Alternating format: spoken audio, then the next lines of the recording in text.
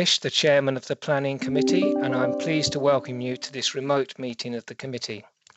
The meeting will be broadcast live and recorded for playback on the Council's YouTube channel, and this will include the instant messaging. Will anyone else be recording the proceedings? I ask so that people at the meeting will know if this is happening and not in order to prevent it. Any? I reserve the right, Councillor Mackay. Thank you very much. Anyone else? No, in that case, it's just Councillor Mackay. Before we proceed further, I will just clarify for those watching that due to the number of items on the agenda, only the following applications will be considered this evening. Land west of Church Road, Otham, Kent.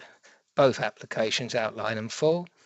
127 Hockers Lane, Fernham.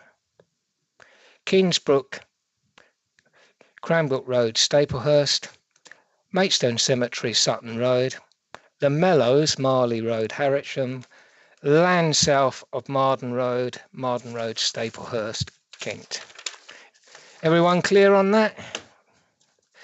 Good.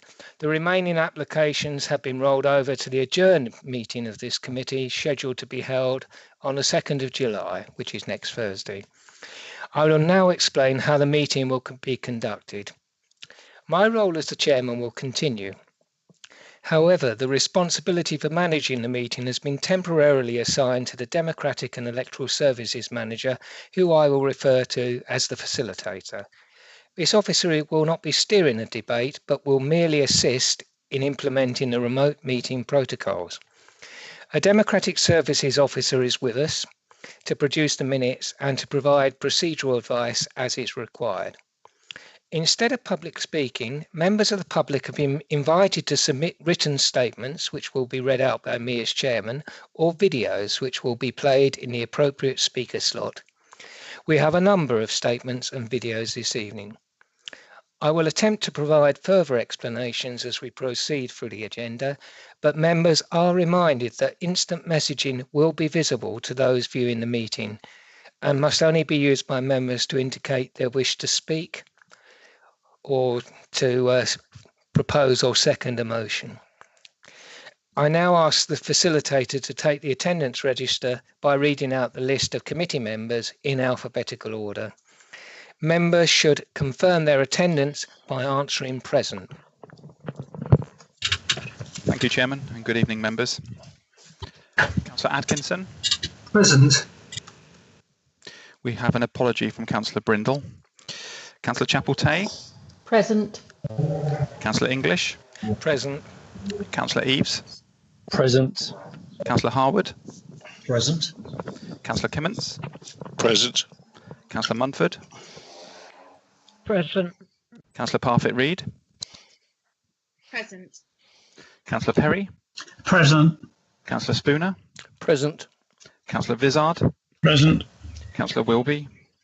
Present. And then just to check, we have Councillor Young, who will be a substitute member. Councillor Young. I can see an icon, but no voice. Present. Oh, thank you. Thank you very much, Mr. Ryan. Ms. Ryan O'Connell there. And I now ask the facilitator to read out the list of officers present and which items they will be presenting this evening. Thank you, Chairman. We have Rob Jarman, the Head of Planning Development, James Bailey, Development Manager, presenting items 15, 16 and 22. We have Nick Gallivan, Landscape Officer, for item 17, Tony Ryan, Development Team Leader, for items 13 and 14, Richard Timms, Principal Planning Officer, for item 12, Brendan Wright as the KCC Highways Officer, Cheryl Parks as the Legal Representative, myself, Ryan O'Connell, the Democratic Electoral Services Manager as Facilitator, and Debbie Snook, Democratic Services Officer as Clerk. Thank you, Chairman. Thank you very much. You've already mentioned one apology from Councillor Brindle. Do we have any others? No, everybody else is here, Chairman. Thank you very much. Substitute members, you've mentioned Councillor Young. Councillor Young, you're substituting for Mrs. Brindle, I understand? Yes, yes, that's correct. Yes, thank you. As we have no other absences, I assume there are no other substitute members.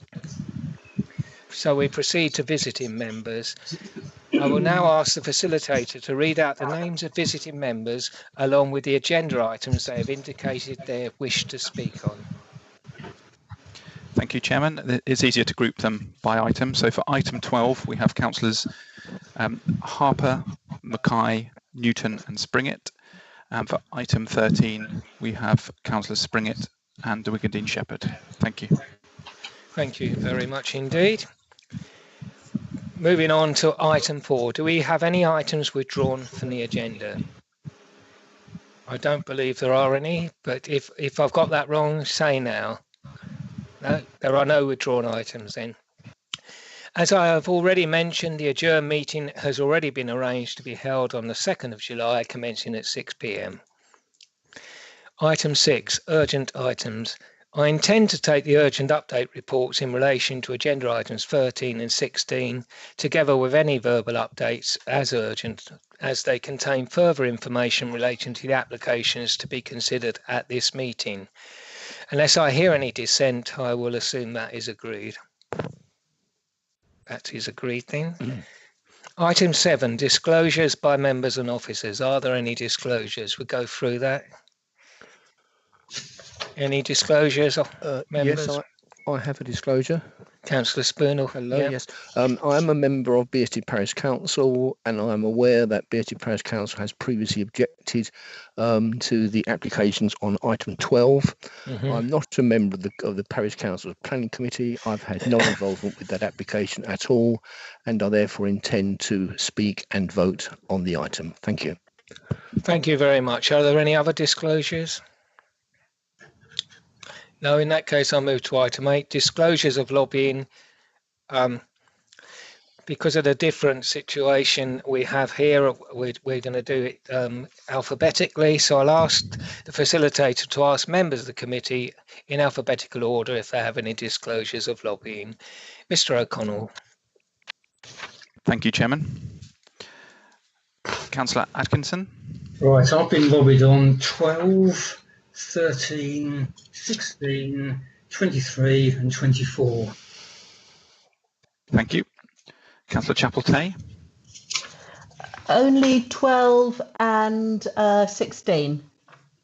Thank you. Councillor English. Items 12, 16, 18 and 23. Thank you. Councillor Eaves.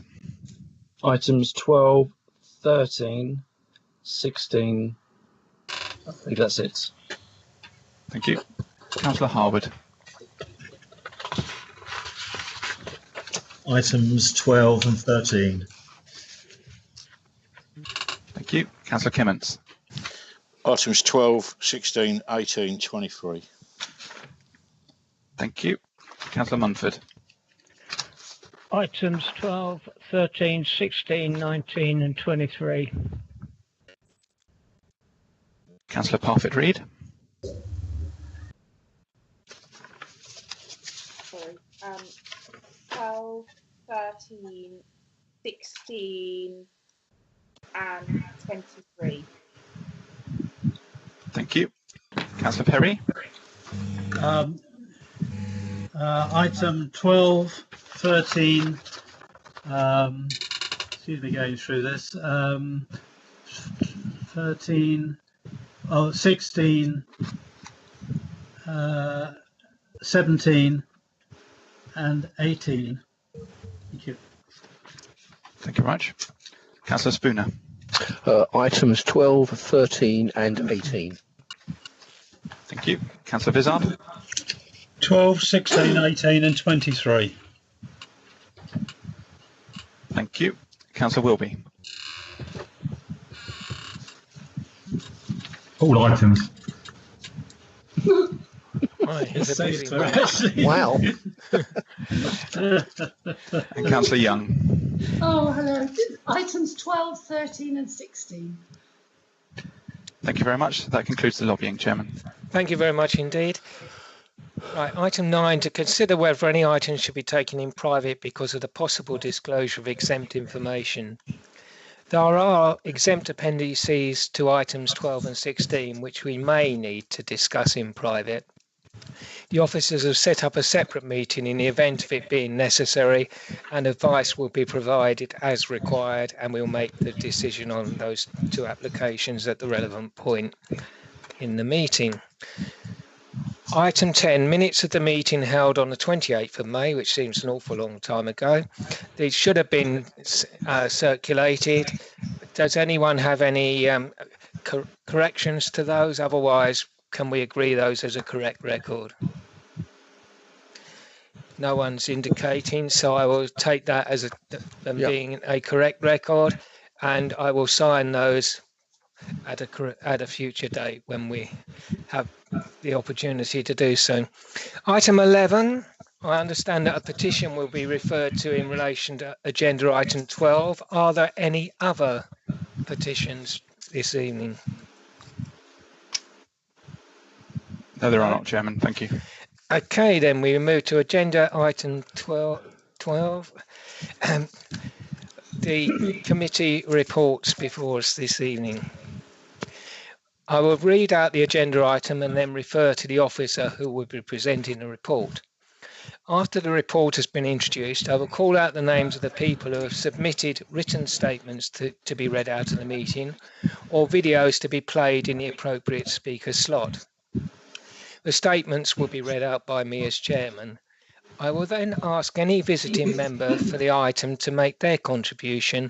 Each member will be called by name. I will then advise members of the list I have received via instant messenger of those members wishing to speak, and then ask if there are any other members who wish to speak. At appropriate points after members have spoken, I will invite the officers to respond. After the list of members wishing to speak has been exhausted, along with the rest of us, I will ask if any members wish to come back with more questions or comments. If a member wishes to propose a new motion or amend the current one, I will ask for a seconder, with members going through instant messaging or indicating verbally, and the first one to signal will be the seconder of the motion or amendment. The seconder will be asked if they wish to speak or reserve their right. At the end of the debate, any amendments having then been voted on, I will sum up, and the original motion or substantive motion as amended will be put to the vote.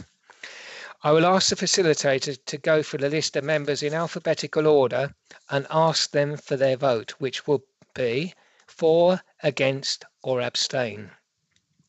By voting, the member will be confirming that they have been present for the whole debate on that particular item on which they will be taking an informed decision. If there is no response, it will be assumed that the member is not present. I will have a second or casting vote regardless of whether I have used my first vote. The Democratic Services Officer will be asked to confirm the result of the vote, and I will announce the decision. Unless requested by 3 members of the committee by instant messaging or verbally during the debate, the names of those voting for and against a motion or amendment or abstaining from voting will not be entered in the minutes.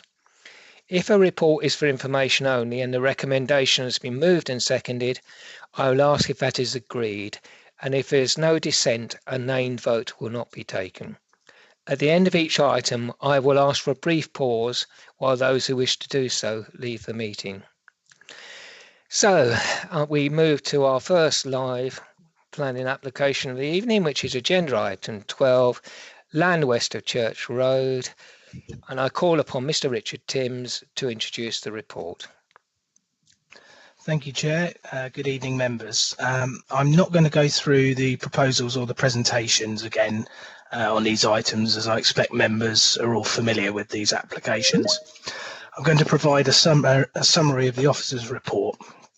Firstly, members will note that the applicant has appealed the outline application to the Planning Inspectorate. This means the decision now lies with the Planning Inspectorate and not the Council. Any decision now made by committee will be in order to inform the Planning Inspectorate what decision we would have made, and therefore what position the Council will take at the appeal. The appeal will be proceeding as a public inquiry, and we're currently waiting for a start date for that appeal. In line with the Council's constitution, the officer report provides members with advice on the putative reasons for refusal and the risk of cost awards at appeal. Members have also received Council's advice. There are 3 reasons for refusal for each application, with reasons 1 and 2 the same for both, and there's a slight difference for the third. In terms of ground 1, this relates to severe traffic congestion on Derringwood Drive, Spot Lane, Mallard's Way and Madgingford Road, and that the air pollution from the increased traffic will adversely affect residents. As advised in the officer's report, the applicant is proposing junction improvements that would either ensure congestion would be no worse, or in the case of Derringwood Drive, would result in a significant improvement on the congestion that is predicted to occur even without the development. In addition, KCC Highways have not raised objections in terms of congestion on the roads that have been named in the grounds. For these reasons, there is no evidence to support this part of the grounds, and to pursue it would be unreasonable.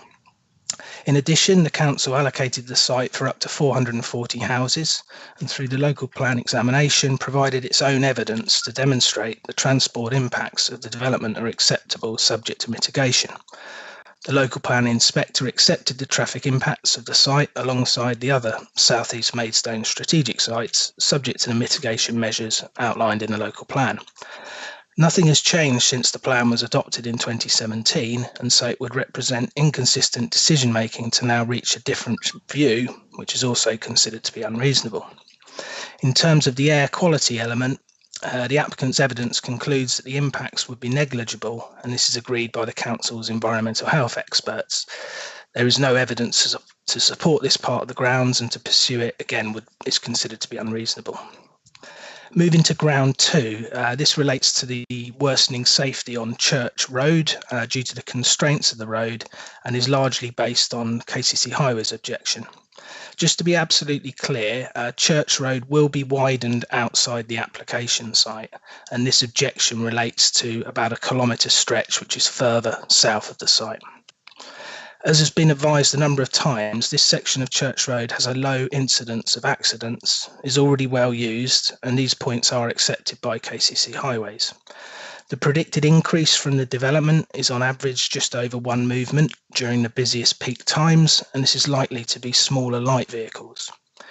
In addition, the applicant has proposed some mitigation, including extending the 30-mile-an-hour limit, introducing a build-out with a give-way feature, and some widening to 5.5 metres for part of the road.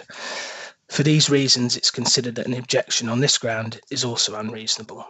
In addition, the site policy was agreed and adopted by the council and does not require any widening of Church Road, and matters of highway safety were explored at the local plan examination, where mitigation was not required or the site rejected on these grounds.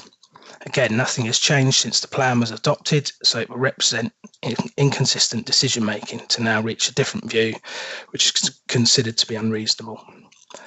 For ground 3, this relates to the setting of nearby listed buildings. For the outline application, reference is made to the listed church and the other listed buildings, which it's assumed is Church House, which is behind the church, and the rectory, which is to the south of the site. For the full application, reference is only made to the church and Church House, and it specifies that it's the whole of the development that is causing harm. In agreeing to allocate the site for up to 440 houses, the council has accepted an inevitable impact on the nearby listed building, but the council's site policy has criterion which outlines how the setting of the church can be protected. With the outline application, we are not considering the detailed layout of the development, so it's unreasonable to presume it will harm the setting of the listed buildings. It must be read into this that the committee's ground considers that any development at the site is unacceptable, and indeed this is the case for the detailed application, where the grounds state that it's the whole development that is harmful. So in effect, the grounds are saying that no development at the site is acceptable, which is clearly unreasonable on the basis that the council has allocated the site for up to 440 houses and outlined how the church's setting can be protected in the policy. Again, nothing has changed since the plan was adopted, and so it would represent inconsistent decision making. Council officers and Historic England consider the impact upon the church to be less than substantial, and Historic England are not raising objections relating to the setting of any listed buildings. The NPPF requires a balance to be made between this level of harm and the public benefits of the development, and that has not explicitly been carried out by committee. So in conclusion, reasons for refusal 1 and 3 on both applications are unreasonable, cannot be sustained at appeal, and are highly likely to result in significant costs awards against the council.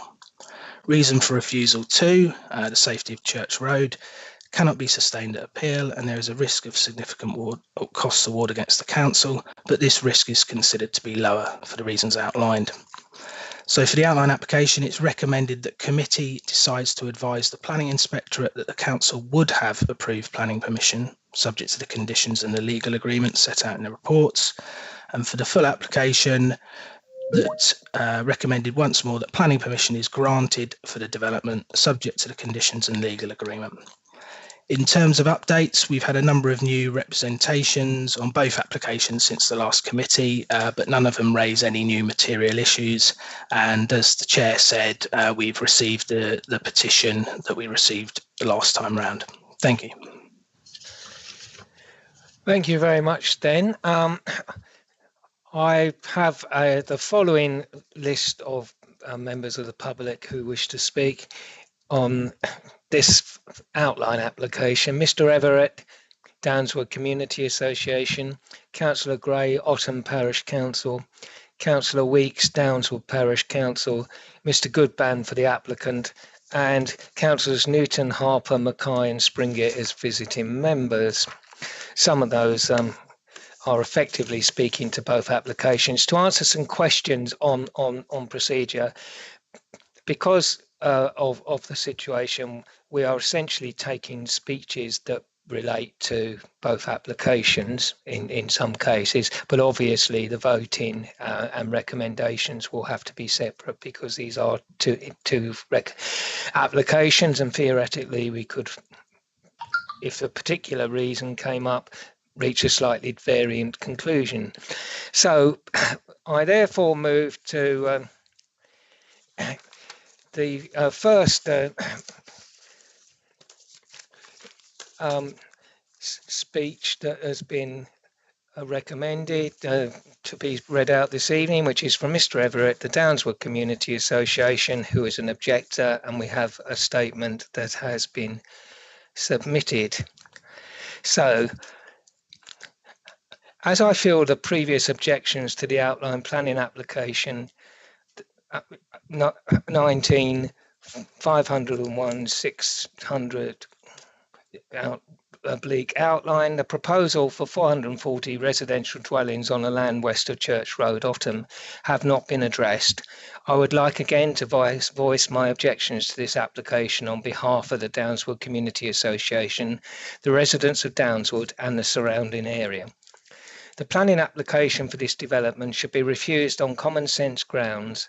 Church Road cannot handle any more traffic. It's a country lane and only passable by two-way traffic in certain places, and is already unsafe for pedestrians. And since the building of the Bicknell Road development, Church Road has become a rat run for motorists who want to avoid the almost permanently traffic jammed Willington Street. An additional 500 plus vehicles from this new development into Church Road is unthinkable. How can the developers report that there would be no significant impact on surrounding roads? From a new development into Church Road towards Downswood, this additional traffic will have the choice of Spot Lane or Derringwood Drive.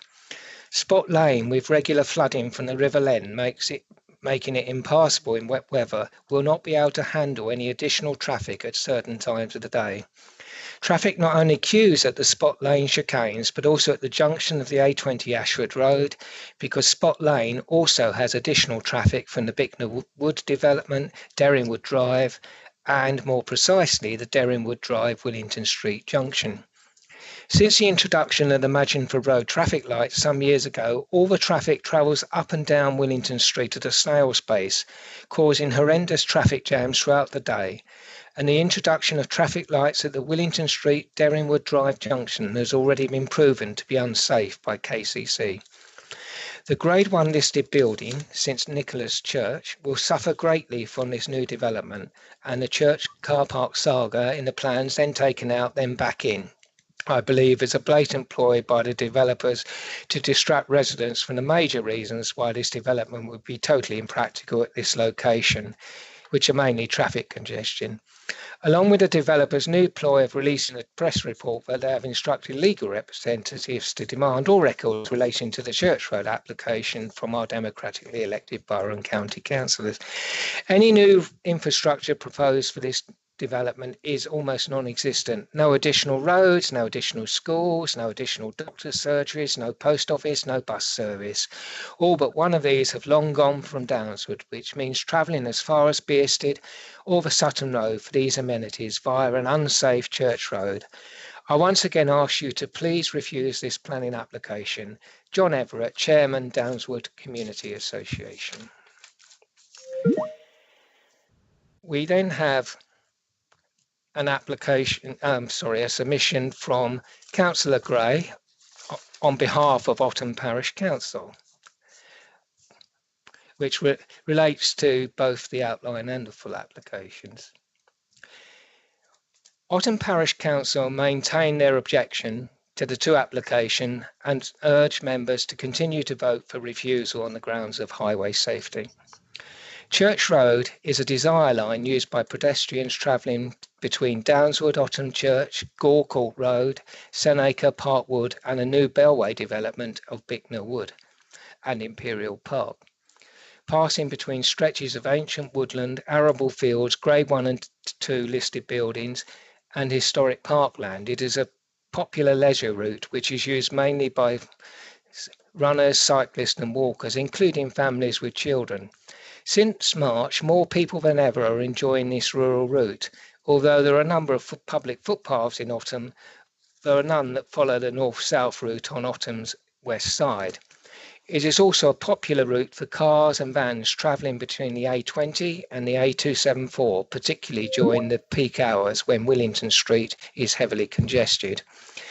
A narrow country lane without pavements, Church Road has a particularly dangerous section of less than 4 metres wide, with no forward visibility, and any additional pedestrians or vehicle movements generated from this development will worsen highway safety.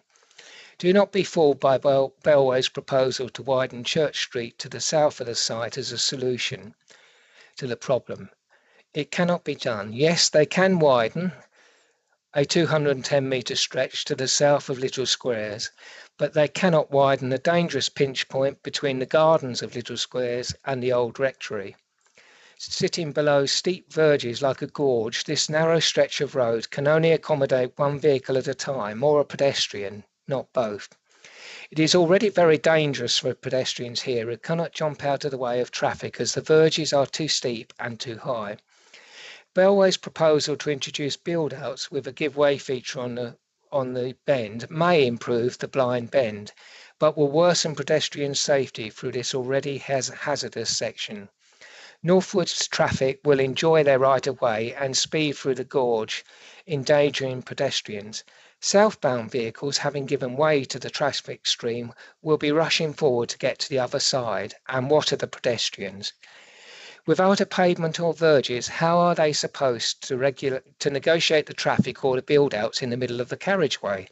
How will southbound cyclists fare entering the uphill gorge from a standing start with a queue of cars behind them?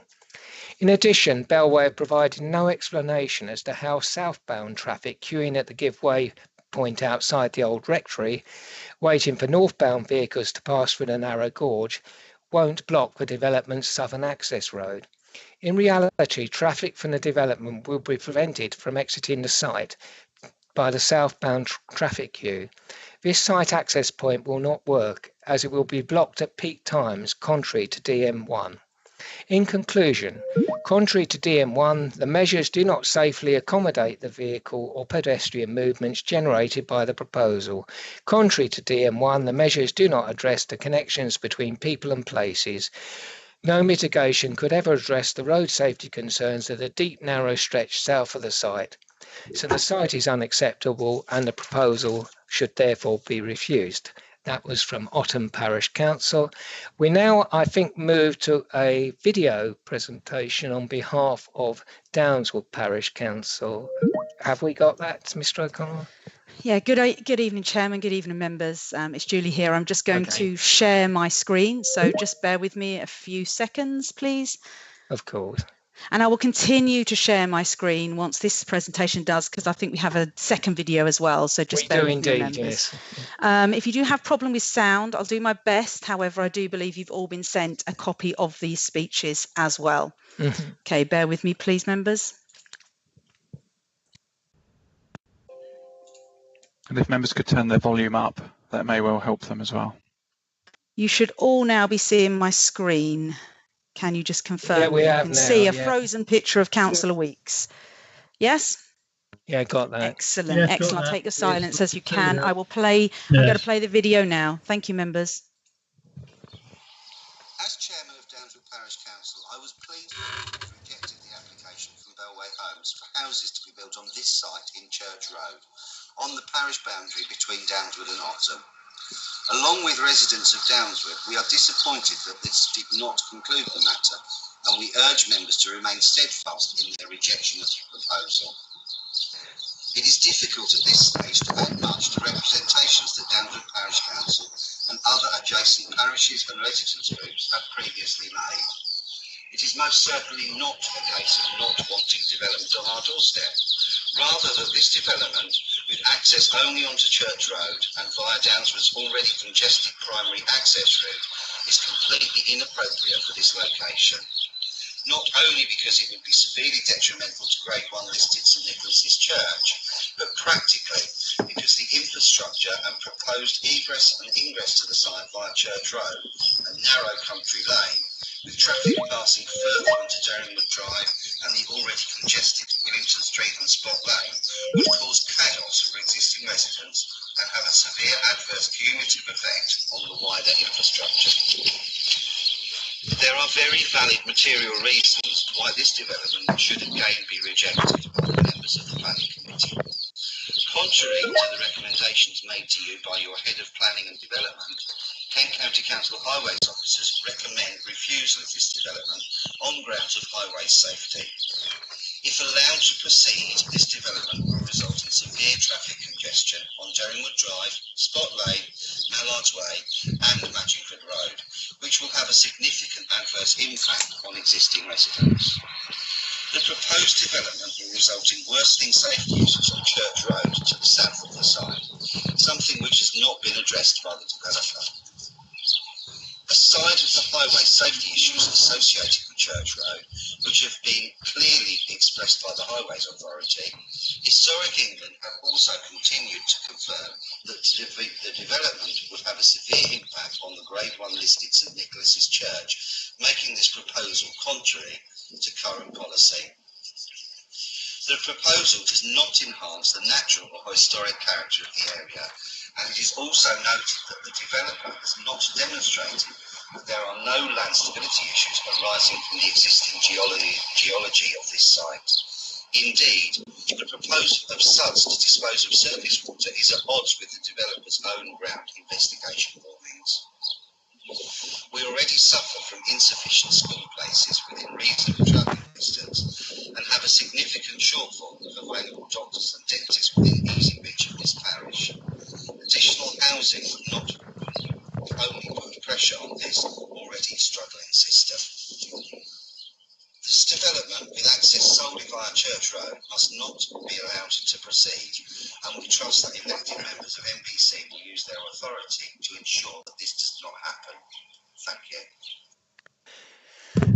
you. Thank you, Councillor Weeks. We now turn, I hope, to a second video from the applicant, Mr. Goodband.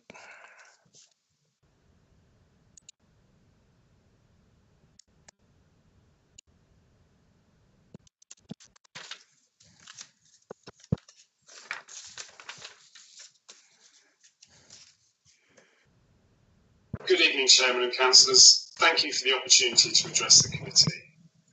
We have already sent you our legal opinion. However, I'd like to make 5 points. Bellway reluctantly appealed the outline application. This decision is supported by legal advice from the Queen's Counsel. The legal advice echoes your Council's own legal opinion and advice from your officers. It is therefore compelling that these applications should be approved from a legal and planning perspective.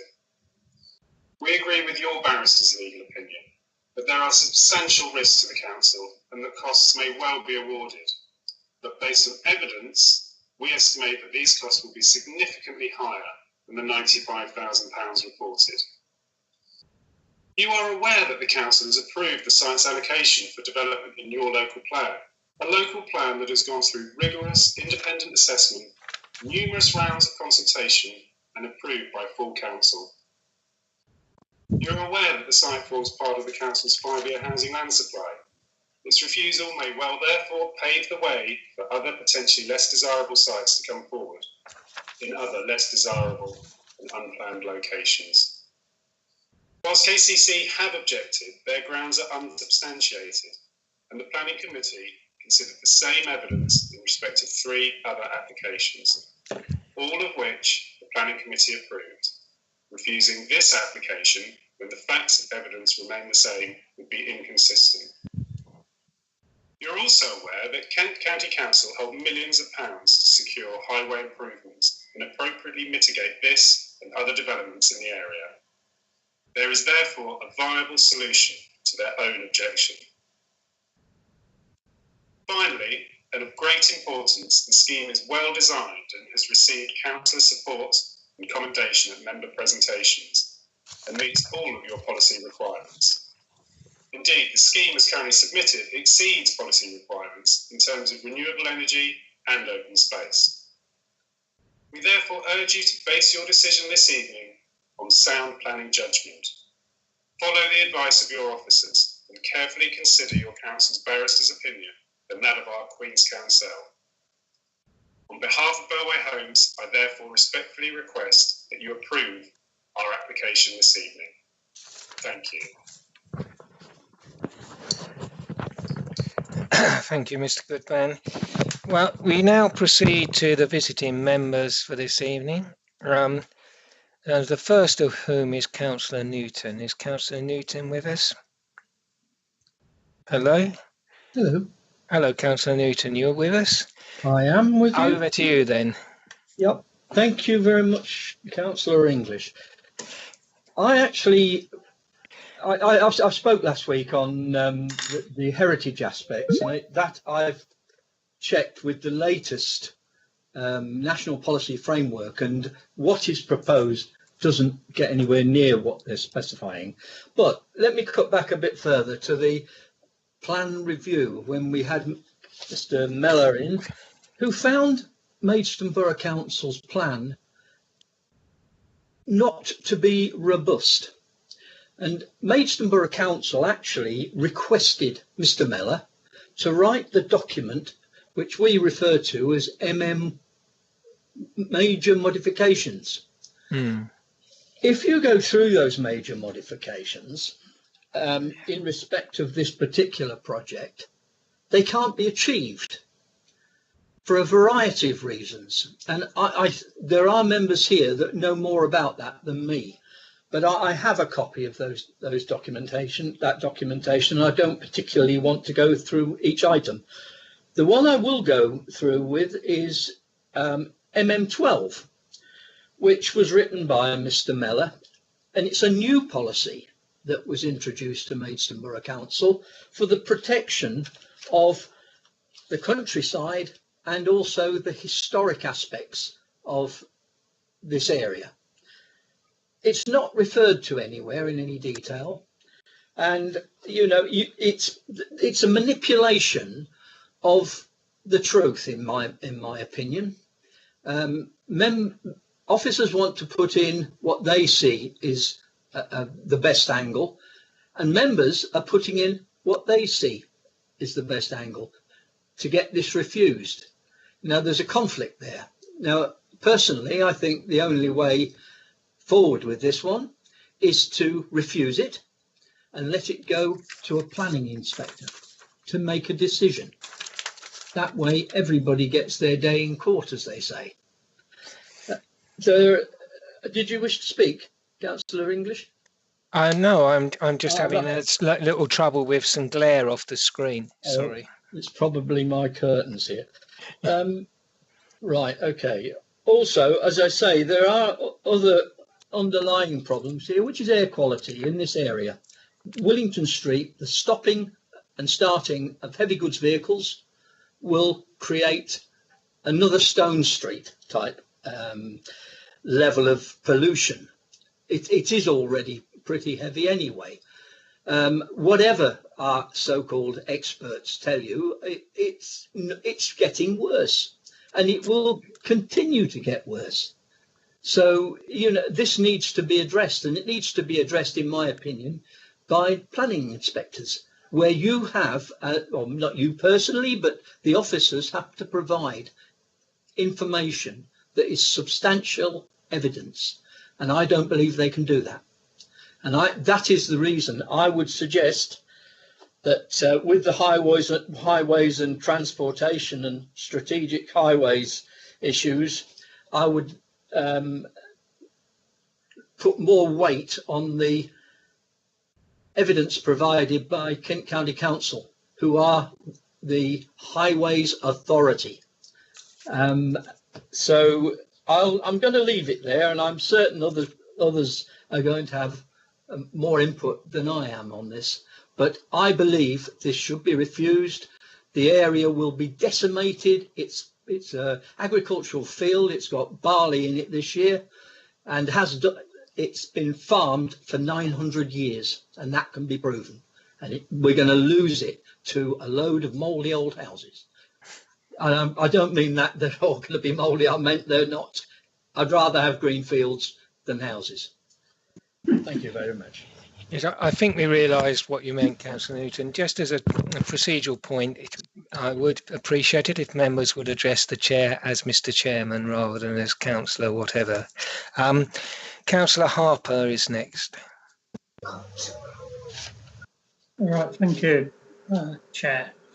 I cycled down Church Road, Gore Street Road on Monday this week, and it really wasn't a pleasant experience. I mean, because the parish council said earlier, we know the road is narrow, it is dark in the evening with overhanging trees, cars just bomb along with no respect for people, pedestrians or cyclists. It's really potential death trap, as we all know, and will only get worse with more traffic going on in this development.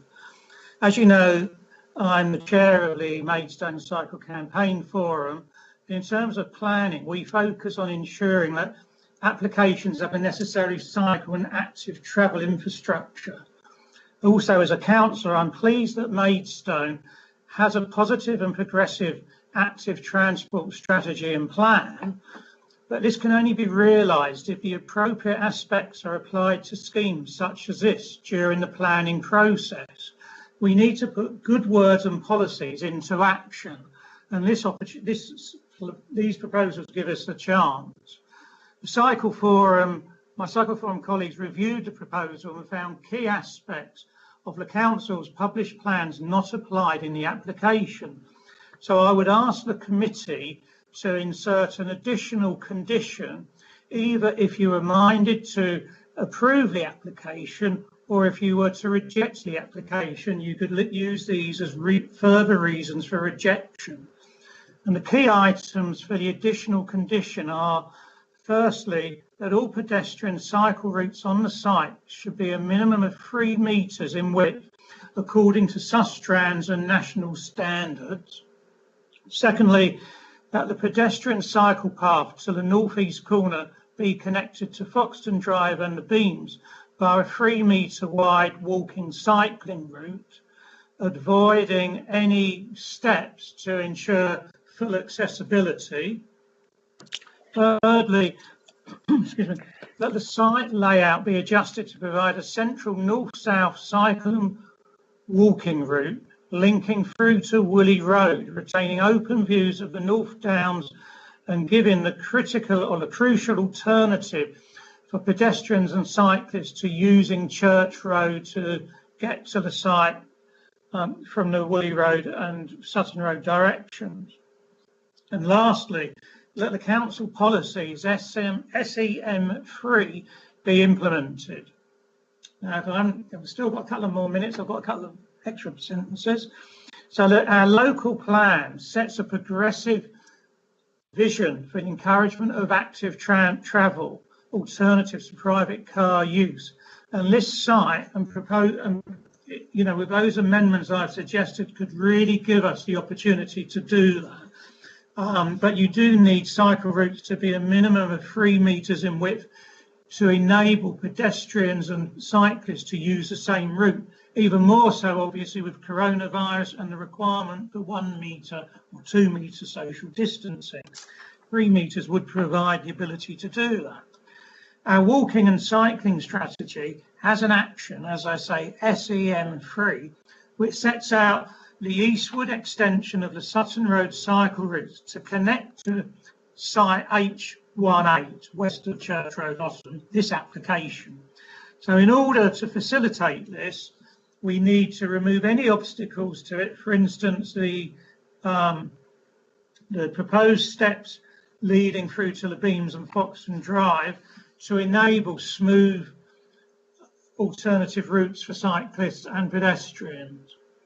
I would also say that the council has worked heavily with Sustrans in carrying out further assessments, and in those documents which are adopted both by MBC and KCC, there's an intervention 3, which is to build off-road routes set back from the carriageway along Church Road. So as I say, what we're asking for effectively is whether you choose to adopt or approve tonight or reject tonight, that those items I listed out earlier are added as additional conditions to this proposal. Thank you.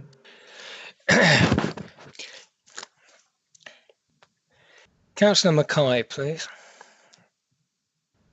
Councillor Mackay. Good evening, Mr. Chairman, committee members. Thank you for my 3 minutes. I hope I don't take up all of the 3 minutes. I mean, this will be the 4th time I've spoken on this site, and so I will try not to repeat myself. But this site was included, as I've said previously, because of the enormous pressure Maidstone Borough Council was under to achieve a magic number of new housings. And I believe it was, and I can't find any evidence that the details of the access to this site was even discussed. What was looked at was a piece of paper which outlined a site in an urban area. We've got to remember, the only reason we're here is because it is included in the local plan. Were it not included in the local plan, this site would have been dismissed out of hand. It is clearly not suitable on the local road networks. I believe that just option 2, or the reasons option 2, are the reasons for turning this down. We've got to remember that a plan is just a plan. Within any local plan, sites, for whatever reason, will fall by the wayside. They won't come forward, and they will be looked at again. I mean, Church Road is not a suitable route to access this site. It is unsafe. Forget about how much pressure it will be put on Willingdon Street and Sutton Road. They're already rammed. Another 400 houses probably won't make very much difference. But people living on this site will not have the opportunity to use their cycles or walk down Church Road unless they're very brave. It is not suitable, as Councillor Harper has said, for cycling. And this is the only access to this site. This site at what points is 4 metres wide. It is ridiculous, absolutely ridiculous. If you look at policy DM1 in our local plan, it talks about connectivity and to safely accommodate the vehicle and pedestrian movements generated by the proposal on local highway networks through the site access. This is no way does it meet policy DM1. I'm sorry, The decision that this committee made at the last meeting was right and proper. And I hope tonight the committee can unanimously agree that this should be rejected. And we should, I think, fight this at appeal. And I believe we would win with the support of officers and a good barrister.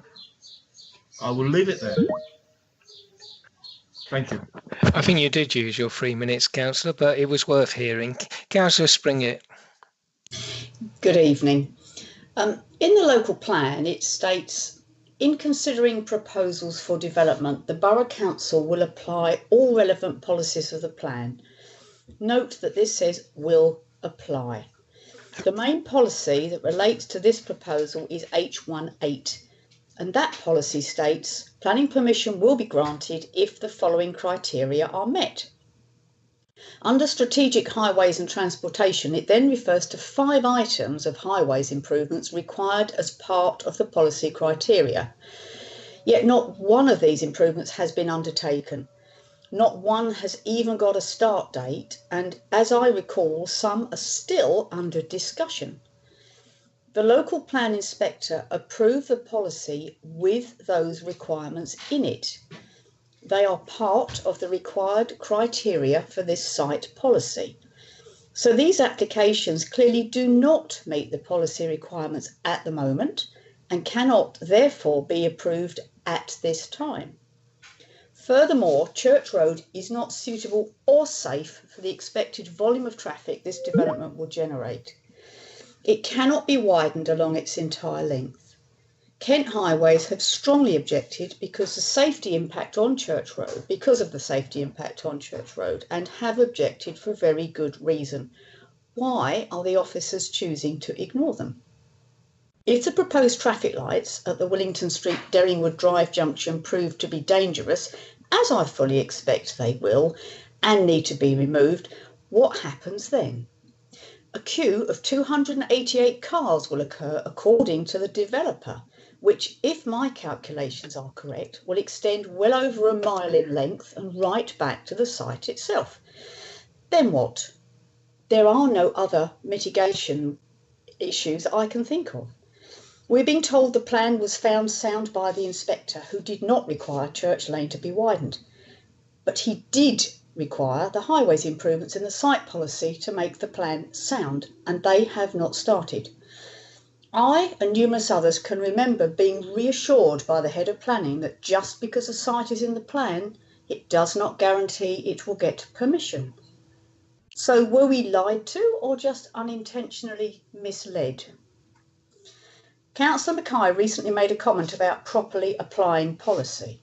He is absolutely right. You're now being asked to ignore the site policy, and that is wrong.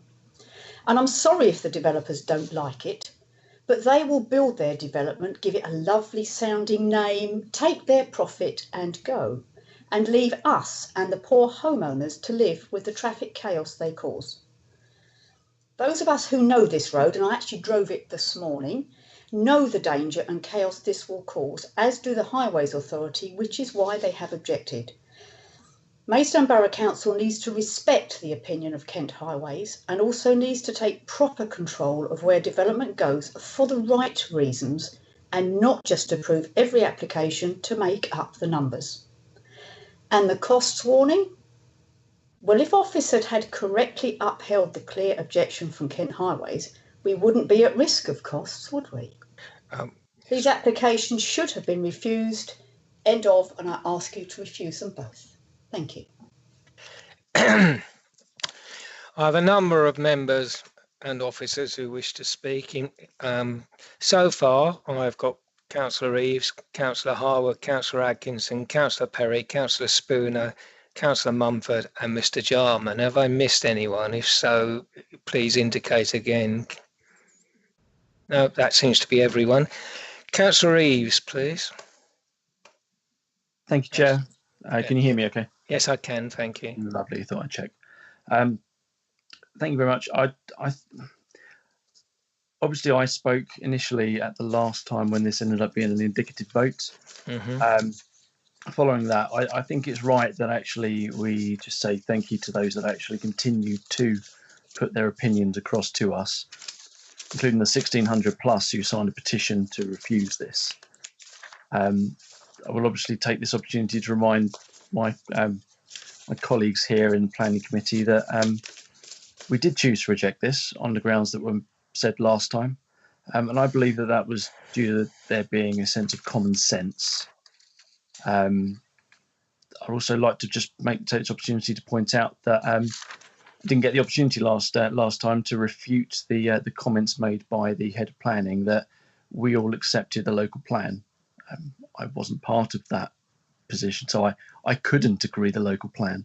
And I also believe that my esteemed colleague, Councillor Perry, has also been quite vocal in saying that he rejected the local plan. So I just want that on record, that the comments last time that we all agreed isn't true.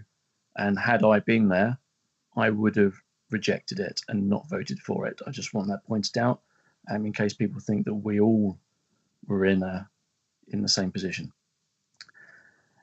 I'm still of the opinion that there are a multitude of reasons why we should continue to refuse this application.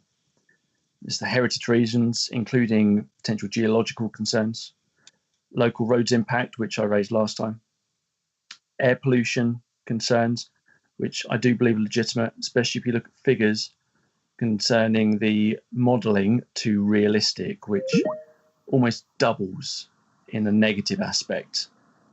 So if our modelling is not correct, how on earth can we go by what we're being told on that front? However, those ones that were added in, as we've had obviously the advice since, and officers tell us that these are unreasonable. And who are we to say otherwise, other than merely elected councillors? What has come about since, though, is KCC's highways response, which refutes the officers' recommendations on safety. And I think it's here that we need to focus.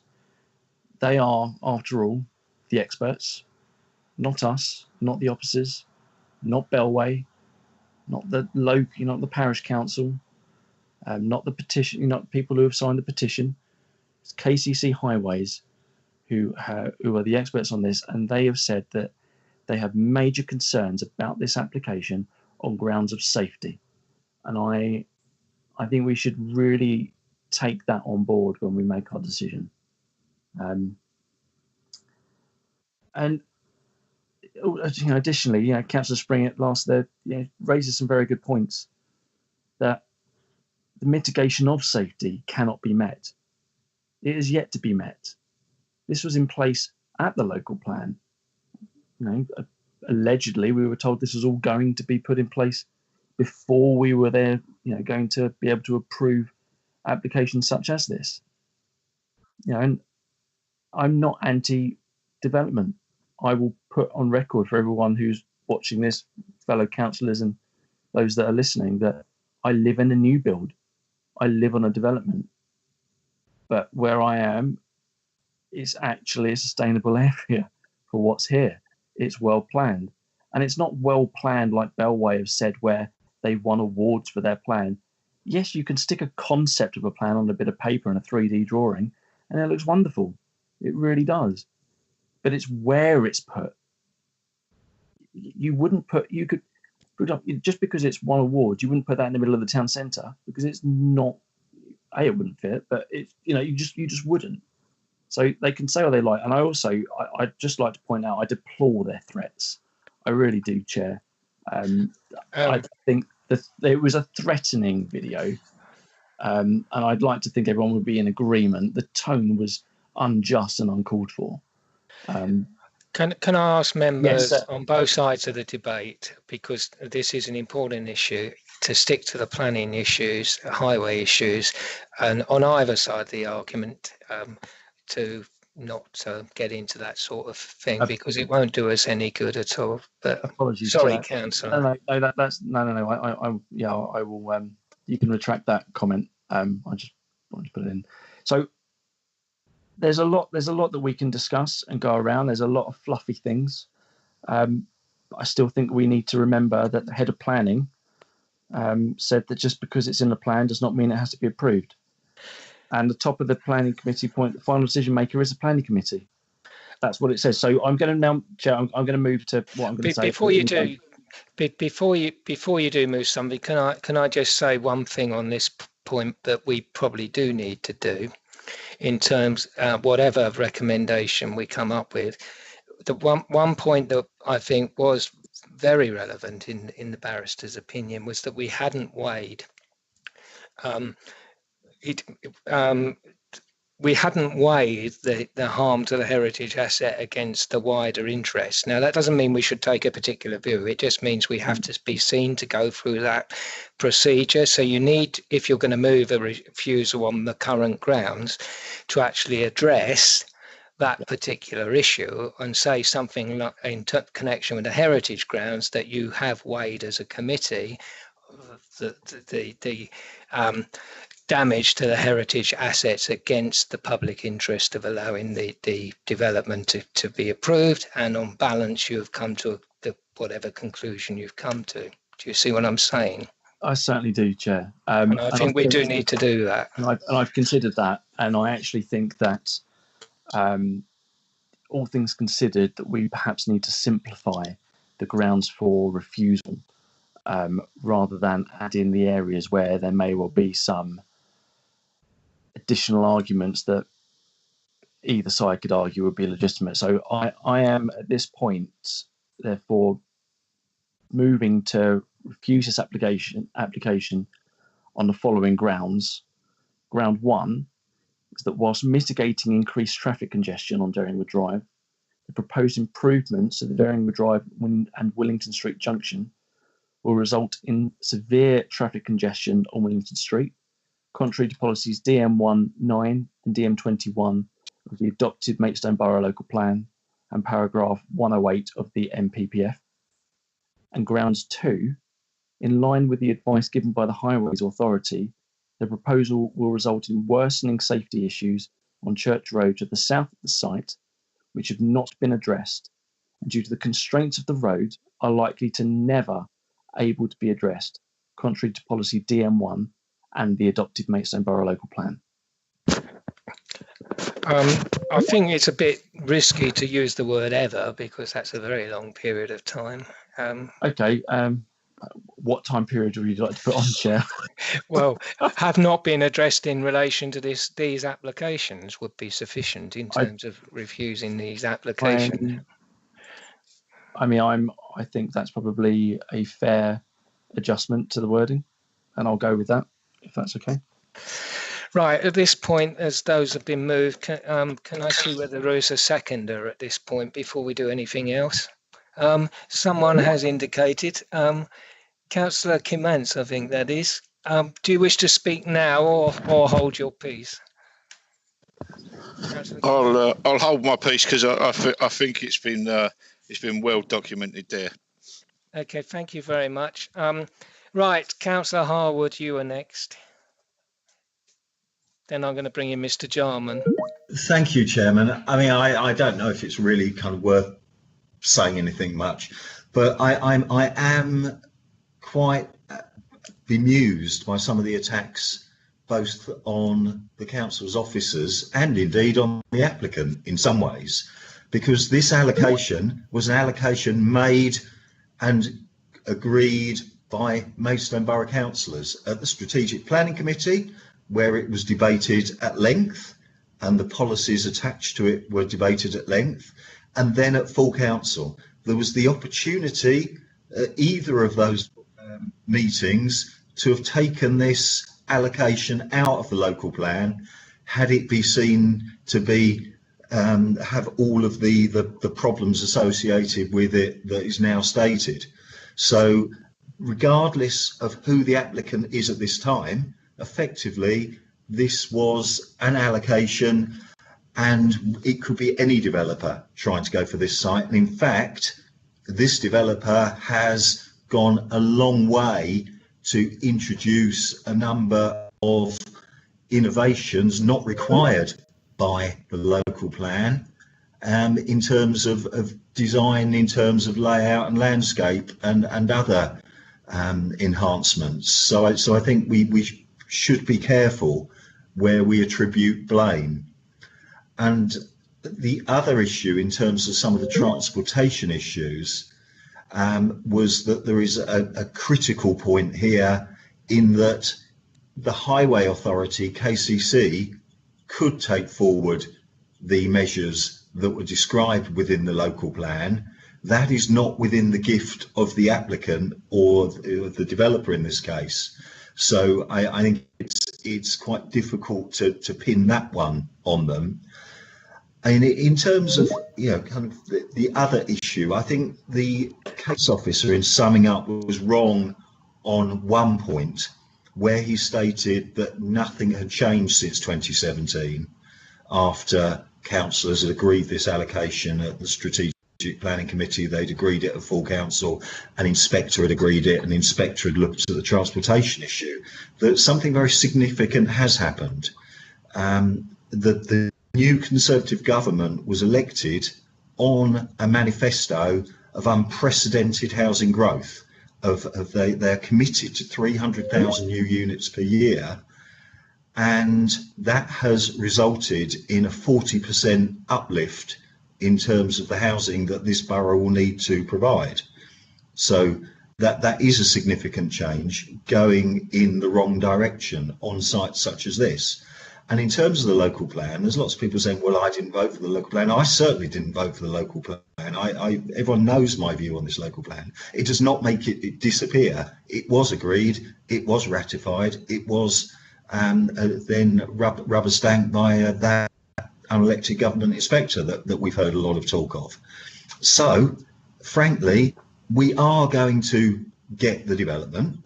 We are going to lose the appeal. It's highly likely we'll have cost awards against us.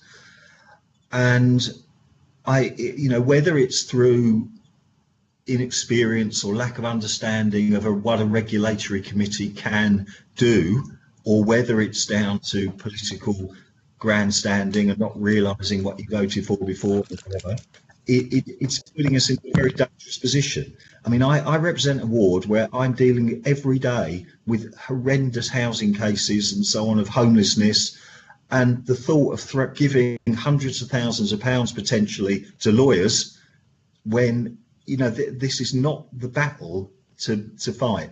Yes, perhaps this site should never have been allocated. The problem is it was, and that isn't going to stop.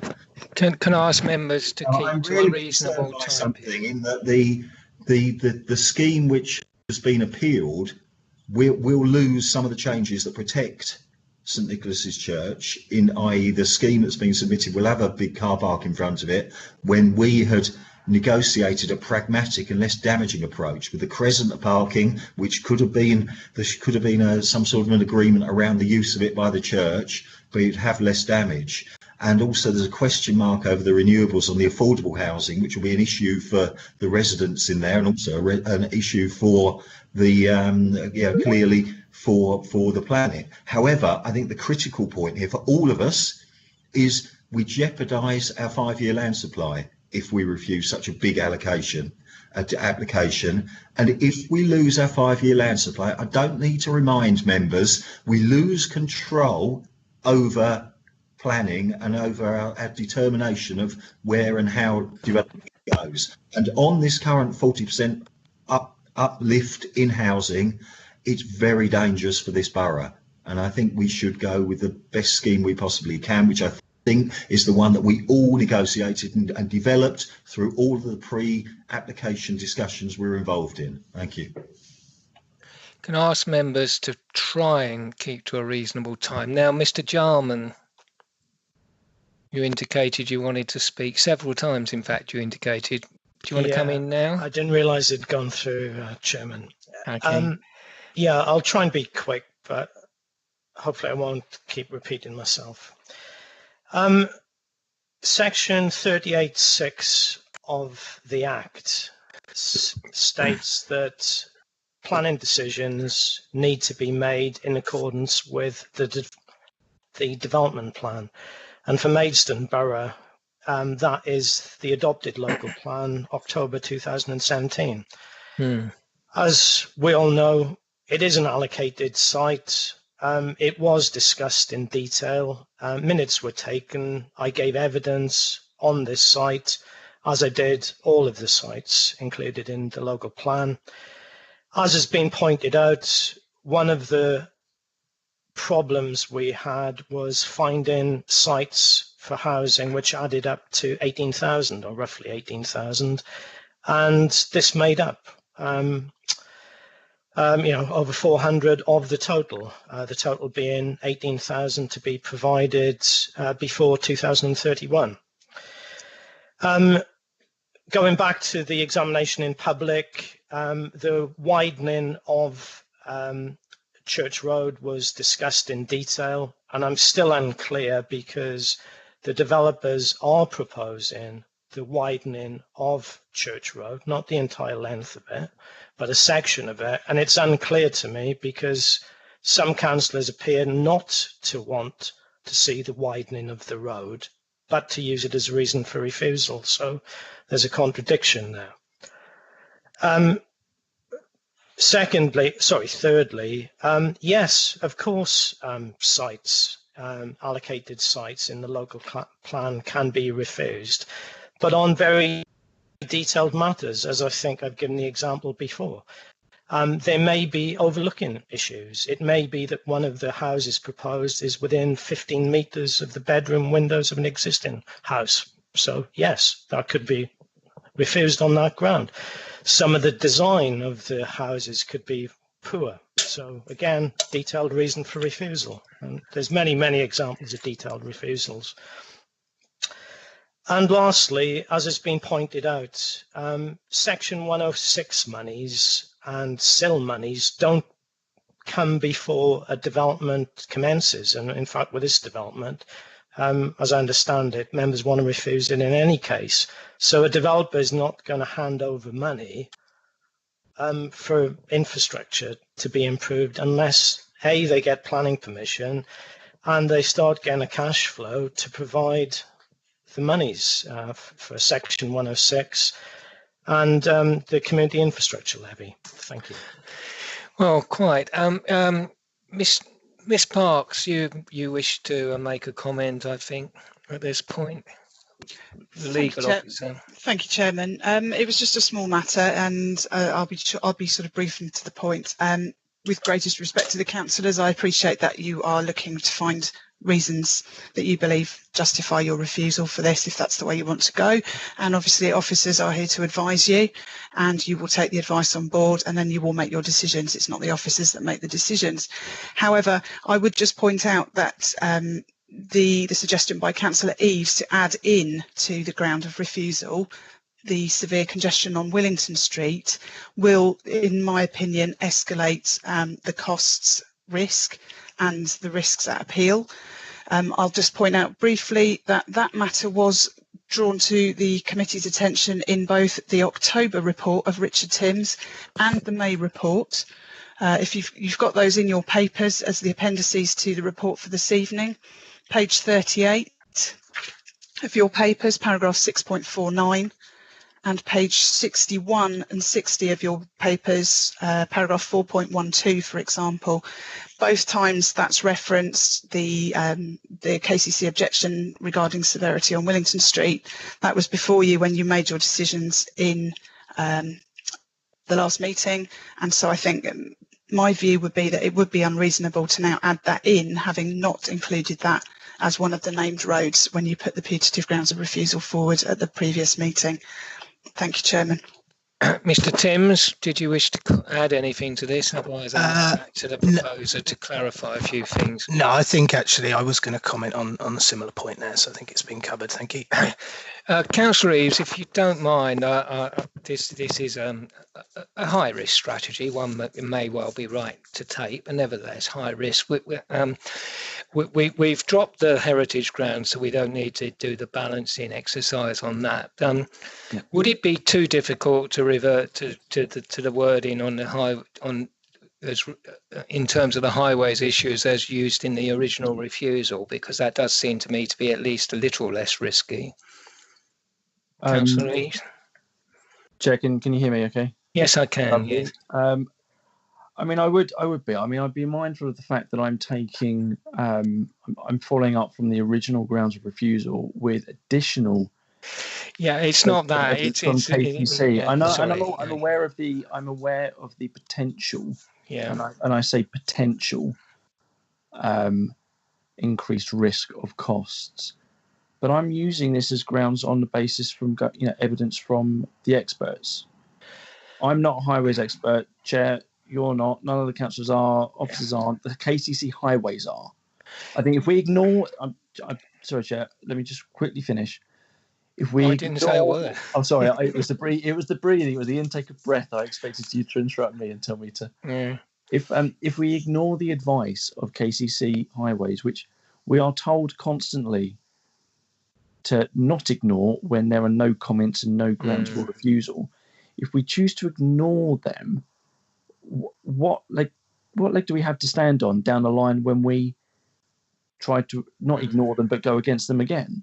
I think we are guided by experienced officers on previous applications, and I'm literally going by what's gone before for the year and a bit experience that I have in this planning committee, that I have been told that KCC highways are the experts in their field and to be guided by them on those grounds if they are a ground for refusal, and that if we didn't have grounds, or if KCC didn't have grounds for refusal, then we could not use that. We have that. Why are we not using it? Why are we being deterred to use it? And that's my major concern with this. We are being deterred against using the expert's opinion. And I'll be honest, I'm not willing to.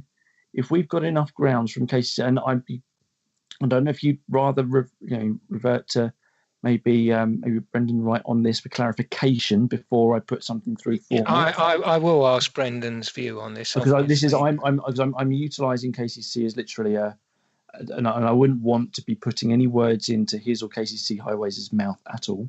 If we can get clarification, I will happily abide by that clarification and make any amendments if possible, but I was only going by what had been advised by who I deemed to be experts in those areas of my grounds for refusal.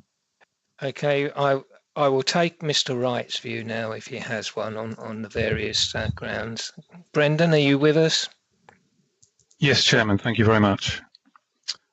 I would firstly wish to highlight that Kent County Council's local highway authority only raises objections to planning applications where those objections can be fully justified and are supported by compelling evidence.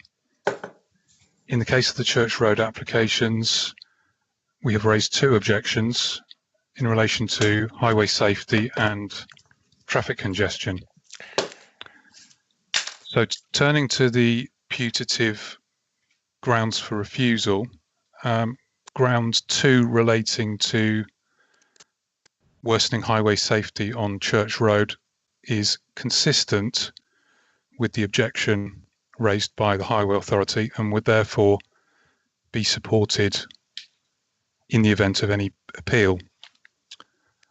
In the case of ground 1, regarding traffic congestion on various local roads, I can also confirm that the addition made by Councillor Eaves regarding Willington Street would enable the Highway Authority to also support that ground in the event of an appeal. So, bearing in mind that objections are only made by ourselves where the evidence would support it, we would be entirely comfortable taking that position to an appeal should that be necessary. Thank you. Thank you, Mr. Wright. I'm going to take Mr. Timms, then I'm going back to the debate because we're close to having said it all. Mr. Timms, you have indicated, I think. Yeah, thank you, Chair. Just very quickly, I think I'm a bit confused by that last view because I understand Kent Highways would support an objection on congestion on Derringwood Drive because the mitigation, in their view, has a knock-on effect on Willington Street that's severe. And obviously, as Ms. Parks pointed out, we've advised in our previous reports why we don't consider that's the case, and we feel that again would be an unreasonable ground. What I don't understand is KCC supporting the other roads that are named in there, because that's not my understanding at all. But obviously that's up to members if they want to continue with those roads. But my understanding is KCC won't support Spot Lane, Mallard's Way or Magingford Road, but would Willington Street. Brendan, just briefly, could you clarify that, please? Mr. Wright? Certainly, Chairman. I referred specifically to Willington Street, but I think it's important to highlight that there is an interdependency between Derringwood Drive and Willington Street. So the congestion on Derringwood Drive is caused by its junction with Willington Street. The proposed mitigation put forward by the applicant relieves the congestion on Derringwood Drive, but in doing so introduces a delay onto Willington Street. The modelling provided in support of the application showed that to the queue on Willington Street to be extensive. It would in fact be 144 northbound vehicles in the AM peak hour. So that is a newly introduced queue that adds to the already extensive congestion on that corridor. So just to be clear, I would say that in respect of Derringwood Drive and Willington Street, the Highway Authority would be happy to support that ground for refusal. Okay, thank you, Mr. Wright. I think that's clear. Everyone clear on that? If not, ask now. Right, I'll return very briefly. Councillor Reeves, I take it, having heard that clarification from Mr. Wright, or at least the position statement, that you maintain your original view. I do, Chair. Okay, thank you. I just needed to be clear on that. Does your seconder concur with that, Councillor Kimmans? That might be appropriate to ask you at this point. Yeah, I concur. Okay. Right, Councillor Atkinson. Councillor Atkinson, are you there? Yeah, thank you, Chair. So I was trying to if we could try and be reasonable, just add additional points or questions. Yeah. Well, I'd like to also sort of reiterate what's been said, because I think well, I'd rather members didn't, because we've got a long meeting. Well, so yeah, okay. Well, I mean, as I said before, the Highways Department of KCC have raised objections, which is very unusual for them to do. I mean, their objections are clearly set out in paragraph 6.38 on page 35. We've all read them. The Highways officer has said they wouldn't have objected unless they were confident that their evidence supported such a stance, so clearly it does. I mean, as Mr. Everett of Downswood Community Association said just now, it's well known that Church Road isn't in reality little more than a lane. Two cars can just about get past each other. I mean, I'm also concerned about what will happen if construction actually goes ahead. There'll be hundreds of HGV movements up and down this road, which will barely cope with the traffic as it is. So that's one point. Now, Mr. Jarman was talking just now about section 38, bracket 6 of the Planning and Compulsory Purchase Act 2004, which states that the determination of a planning application should be made in accordance with the development plan unless material considerations indicate otherwise. Well, I think they do. I mean, it's particularly in contravention of policy DM21, which I'm not sure has been mentioned previously, but amongst other provisions, it says that there should be an exploration of delivering mitigation measures ahead of the development being occupied. That doesn't seem to have been done. And now going on to Councillor Springett's points, which I think are the sort of the apposite ones in respect of this. Policy H18 in the adopted plan. I think it's worthwhile to read out what I consider to be the salient points. And it starts off with planning permission will be granted if the following criteria are met. And it lists 18 criteria.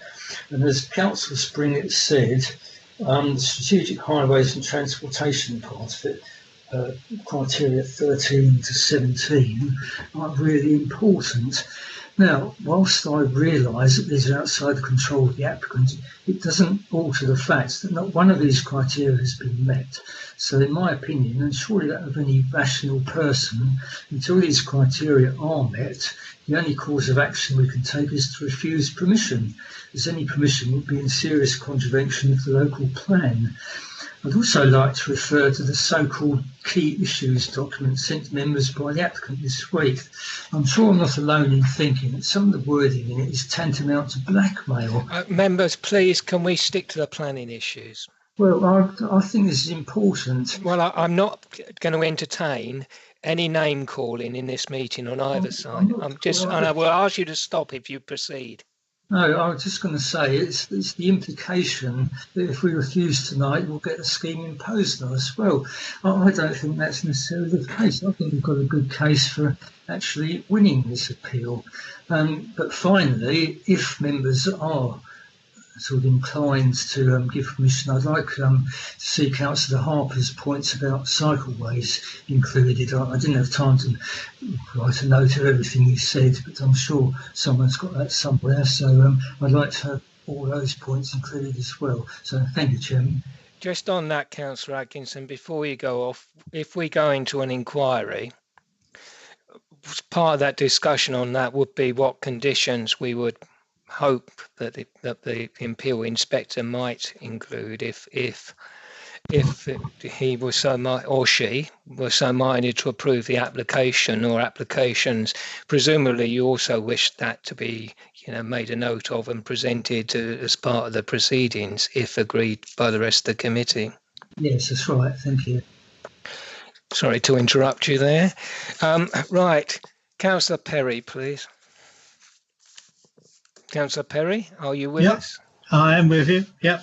I'll be very, very quick. I think we got good grounds. I don't agree with Councillor Harwood that we would lose an appeal automatically. I think it's the other way around. I think we got a very strong case. I think Mr. Wright's statement for Kent Highways is very, very important in this.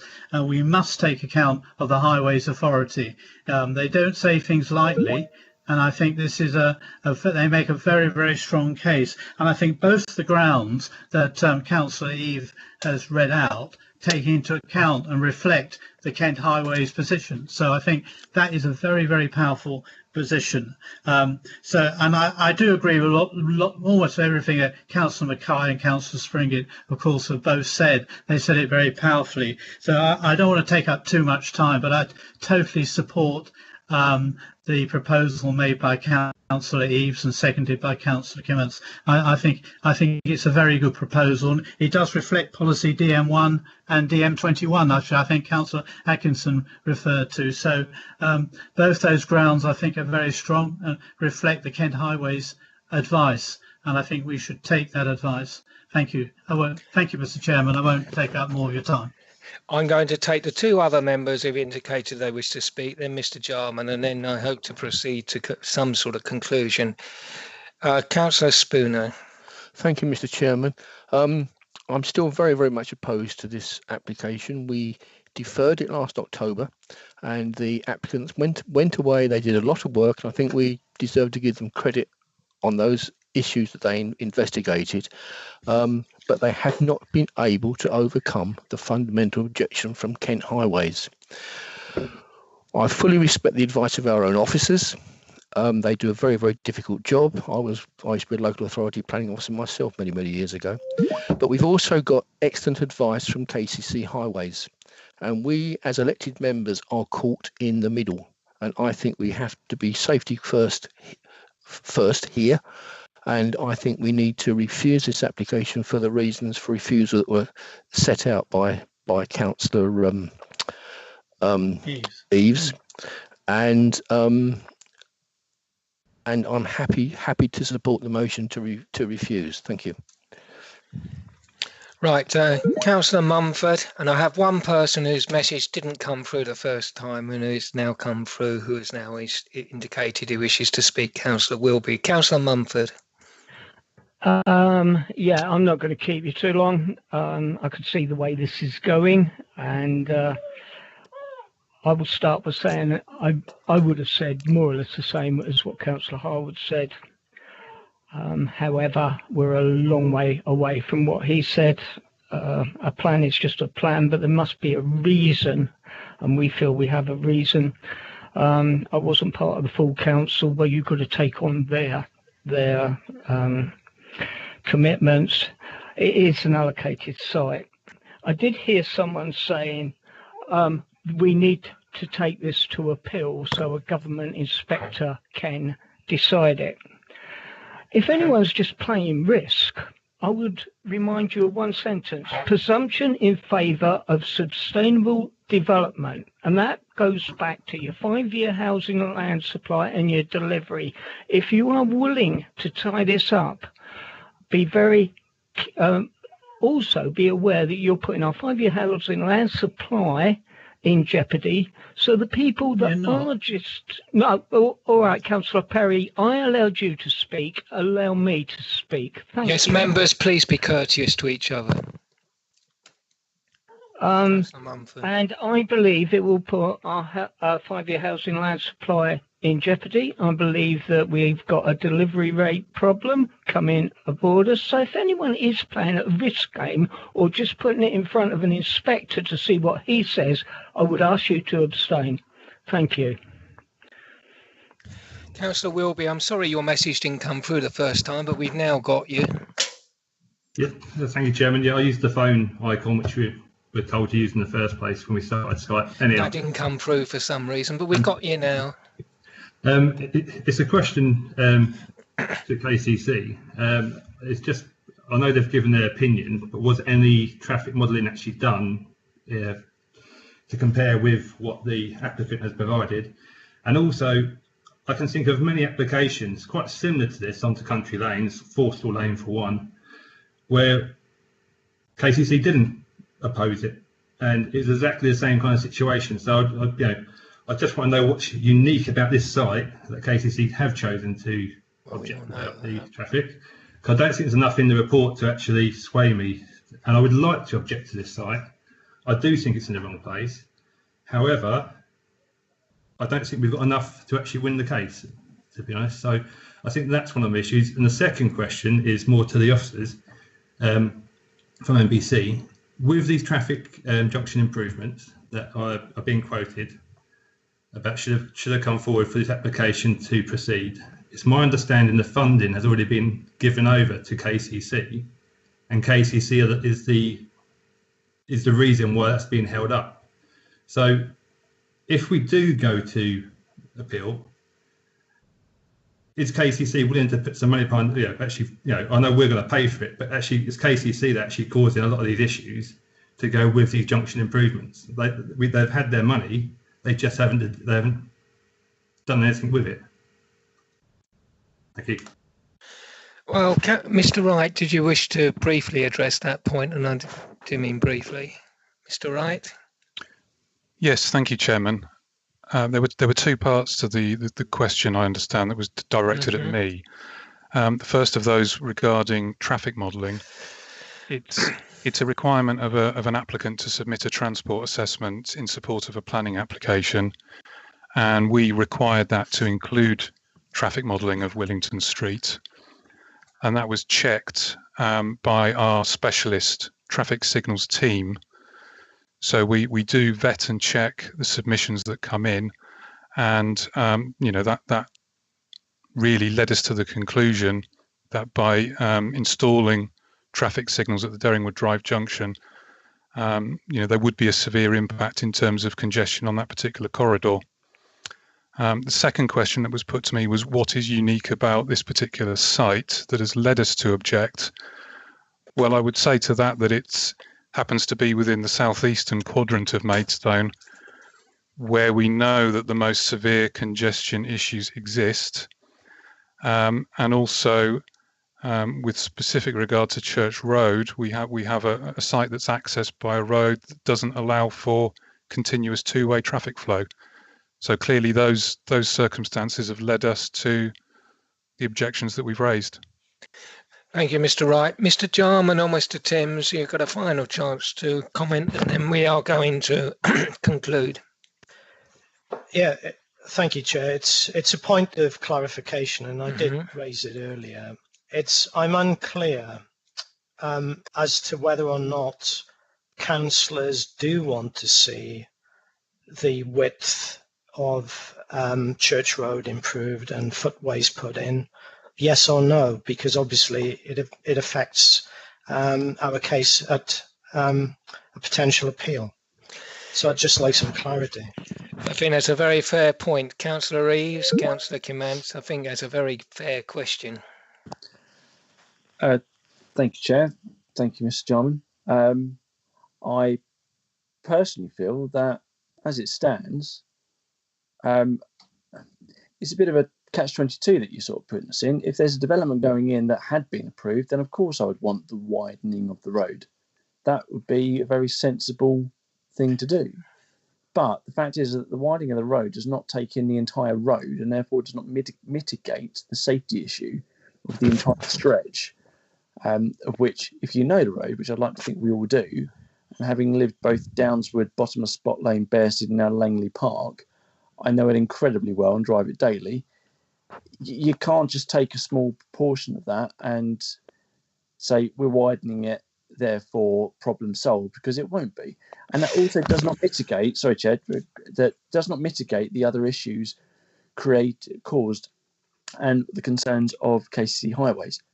In an ideal world, let me just very okay. In an ideal world, I'd love it to be extended and no development to be there, because no matter what happens to that road, it's still the wrong position. That's my opinion, but I don't believe that widening that road is still to the point that the developers are going to put forward are going to mitigate any safety issues that have been raised and rightly raised. So I believe that that is a bit of a trick question proposed by the opposite there, because that suggests that they're putting us into one position rather than the other, and I don't agree with it. To be fair, Ms. Councillor Reeves, I think the question is one we need to be able to answer, because we need to be able to instruct the officers what to say if an appeal inspector says, well, the applicant needs to widen this road. Would you be in favour of widening the road or not? Because it is actually a question that we are extremely likely to be asked. And if we don't have an answer to it, we're going to be in real trouble. In which case, Chair, I will more than likely refer to highways expert. If I'm without trying to pass the buck, it's more a case of, will what's being proposed mitigate the entire safety aspects?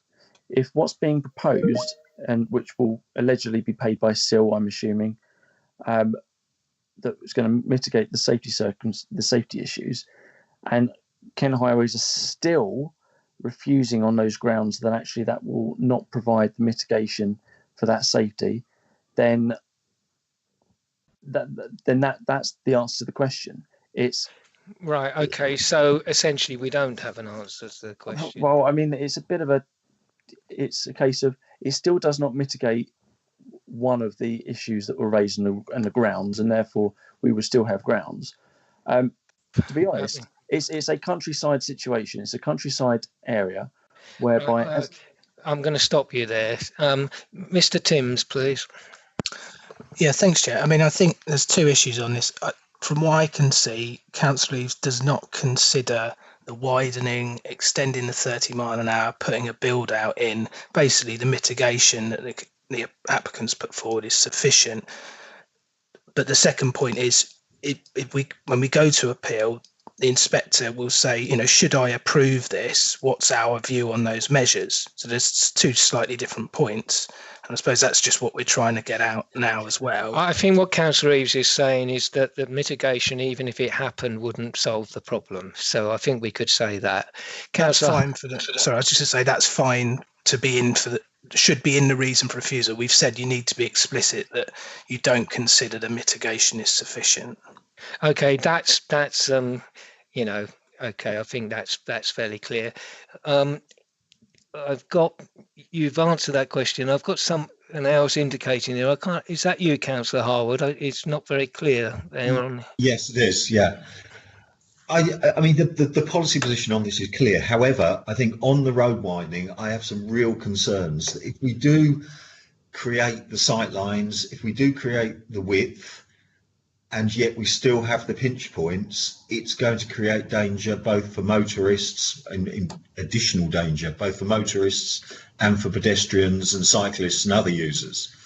I think that's why, one of the pluses of this scheme was getting some of the cycle links into and walking links in from other parts into Seneca and so on. However, the critical point that I wanted to talk about was the appeal which has been submitted is seeking the car park in front of the church.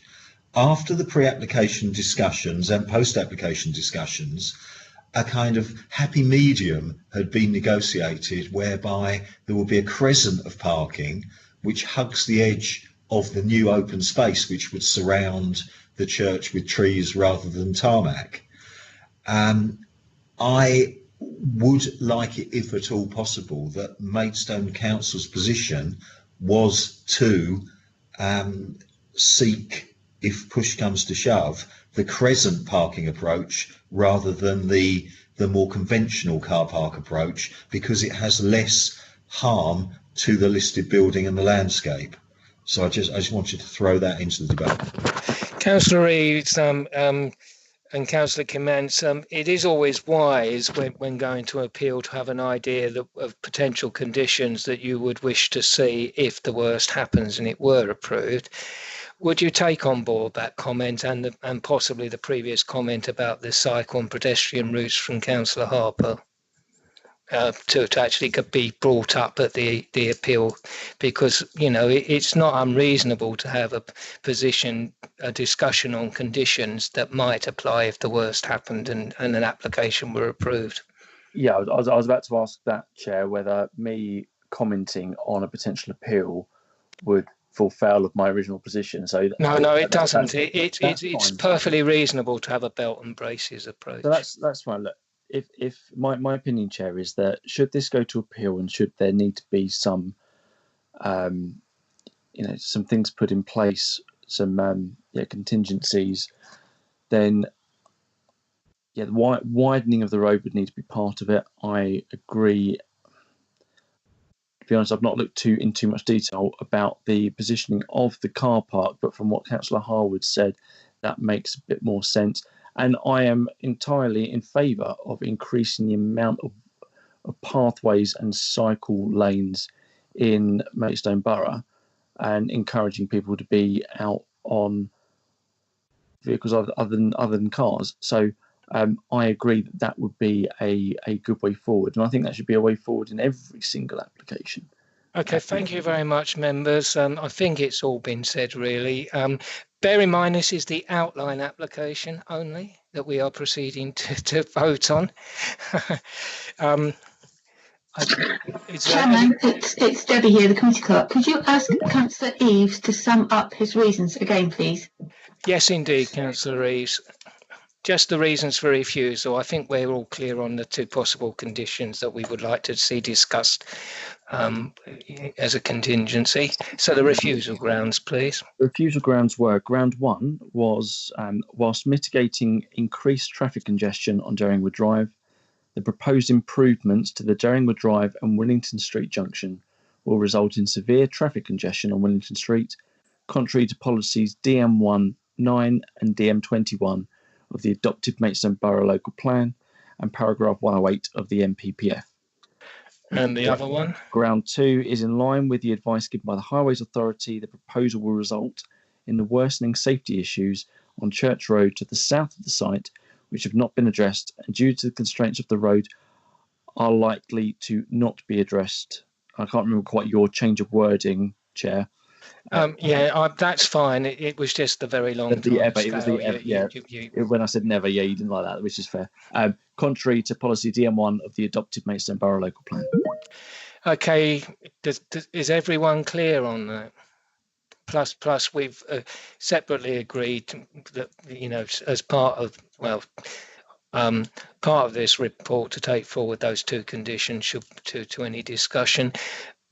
This would I now call upon the facilitator to take the vote in alphabetical order. Sorry, was that another indication from you, Mr. Timms, that you wanted to speak again? Yeah, sorry, Chair. Just quickly on ground one, it shouldn't refer to policy DM1 because that's to do with safety. It should just be DM21. And on ground two, policy's fine, but I think you need to be explicit, which I think you were, that that the mitigation proposed isn't sufficient to overcome the safety concerns. Yes, Mrs. Snook, are you able to incorporate that in the second ground? Thank you, got that. And Okay. and I'd say the relevant references to the MPPF, which Councillor Reeves I think did say first time round. Yes, he did indeed. Well, we can include those. Right. If Mr. O'Connell, could you take the vote in alphabetical order of members, please? Thank you, Chairman. So it's 4 against or abstain. Councillor Atkinson. 4. Councillor Chapeltay. Hello, Councillor Chapeltay, are you with us? Councillor Chapeltay. Apparently not. I'll come back at the end. Councillor English. 4. Councillor Eaves. Again, I did this last time. I will clarify completely. This is for my refusal, not for the application. Yes, absolutely. That's fine. I wanted to double check. Then that is a 4. Councillor Harwood. Against. Councillor Chapeltay has indicated by IAM that she is here and she's voted for the refusal. Thank you. Councillor Kimmins. Councillor Kimmins. Yeah, sorry, 4. Councillor Munford. Against. Councillor Parfitt-Reed. 4. Councillor Perry. 4. Councillor Spooner. Councillor Spooner. Carry on, we'll have to come back to him. 4, sorry. Oh, yeah. Councillor Vizard. Abstain. Councillor Wilby. And abstain. And Councillor Young. 4. Thank you very much. That concludes the voting. Thank you very much. We will have a short recess of 5 minutes whilst anyone leaves and gets ready for the next second half of Battle of Autumn. Sorry? Chairman, could I just say the voting, please? That was 9. Oh, sorry, my apologies. I should have done that. Sorry, Mrs. Snook. 9. 9-4, 2 against and abstentions. I think there were 2 abstentions. Yeah. 2. Yeah. So that means that the recommendation to refuse on those 2 grounds is upheld. We will have a 5-minute or so break whilst everyone has a quick comfort break, and then we will get on.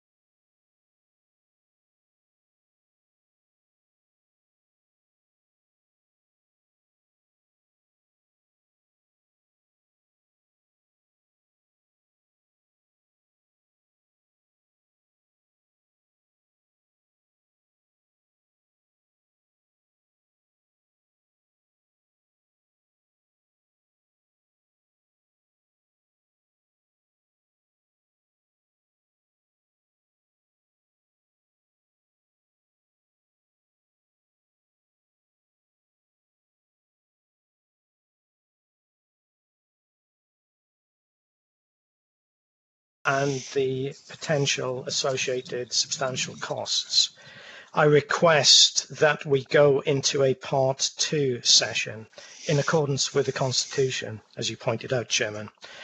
However, I do consider that the information set out in Mr. Tims's report contained all the salient information to support the officer's positive recommendation.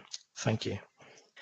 Right, thank you, Mr. Jarman. Given that clarification, which is very important, that the report contained all the salient information, I nevertheless have to ask whether members have any specific points that can only be addressed in Part 2, in which case we will go into Part 2. Otherwise, indicate now if you have any questions or comments that need a Part 2 discussion. In that case, I don't hear any, and therefore I am proposing to the committee that we do not go into Part 2 at this point. Is that seconded? Seconded. Thank you. Anyone against that recommendation? No, in that case, that is agreed. We remain in Part 1, but thank you for your constitutional point, Mr. Jarman. Much appreciated.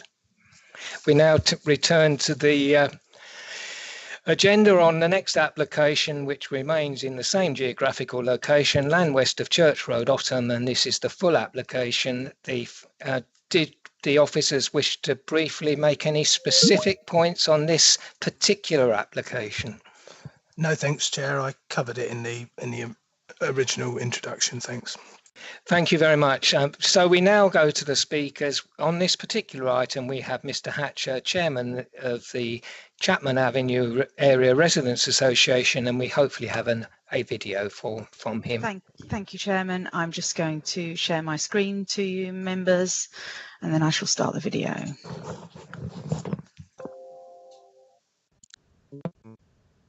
Hopefully you can all see my screen. It's a lovely picture. Of a lovely church, yes. This is a lovely church, actually. Yeah. Here we go then, members. Right. I represent over 2,000 written and online petition objectors. The rationale for rejection is already well known in respect of heritage, traffic, pollution and safety issues. So instead, I wish to look at a different aspect. The officers are correct in stating this site is in the local plan. However, they fail to add that certain conditions have to be met, and these are set out in Policy H18. Robert Mellor, the local plan inspector, stated, "The plan has a number of deficiencies in respect of soundness, which means that I recommend non-adoption of it as submitted." He continued, "The council has requested I recommend main modifications to make the plan sound and capable of adoption. I conclude that with the recommended main modification set out in the appendix, the plan satisfies the 2004 Act and meets the criteria for soundness in the National Planning Policy Framework. Thus, if the main modifications are not met, the site is not compatible with the local plan, full stop." This was reconfirmed in an email from the Planning Inspectorate on Monday of this week. The planning authority must adhere to the terms of the local plan and, as importantly, not dispense with any main modifications which made the plan sound and capable of adoption.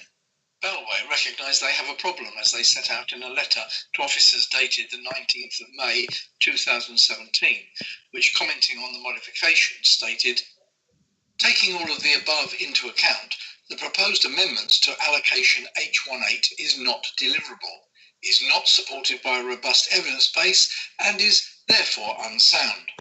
A stance evidentially now endorsed by MBC officers on their behalf. So whose view do you take, the inspector or the developer?" At the last hearing, Mr. Jarman commented on the unusual stance for Maidstone at District Council, having acted at the local plan inquiry as the de facto highway authority, now asserting the main modification objections could be met by developers providing sill payments. However, this view is not endorsed either at the local planning inspectorate or now by the real highway authority, Kent County Council. The site is in the plan and officers need to show how the requirements for H18 and MM19 have been met. Quite simply, they have not, nor can they. It's clear with KCC support as the legitimate highway authority, the appeal can be won. To reinforce your decisions to refuse planning permission, an additional robust reason for refusal should be added, namely, the criteria to be part of the local plan have not been met. In our opinion, officers' reversal of your democratically arrived at decision simply to save costs is wrong. We should win at appeal and accept any costs liability as being the price for good planning. Officers have got it wrong and can't admit it.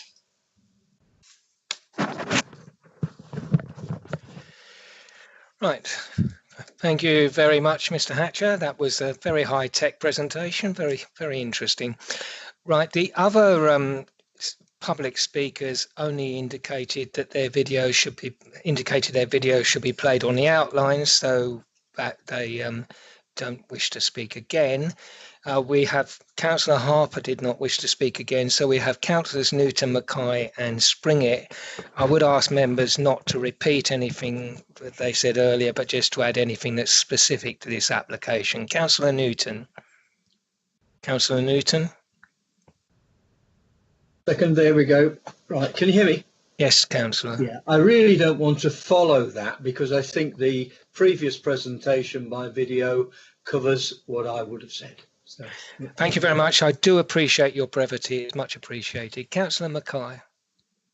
I'd already said I didn't have anything to say, but to thank everybody for their time, and I hope we put out a robust argument in our appeal, and the officers support that. I'm sure that officers will do their professional job because they usually do. Councillor Springett. Thank you. I have nothing further to add to my previous presentation. Thank you. Right. In that case, I shall go straight to the those members who've indicated. First of all, I had Councillor Eaves, I think. Yeah, thank you, Chairman. I will keep this short.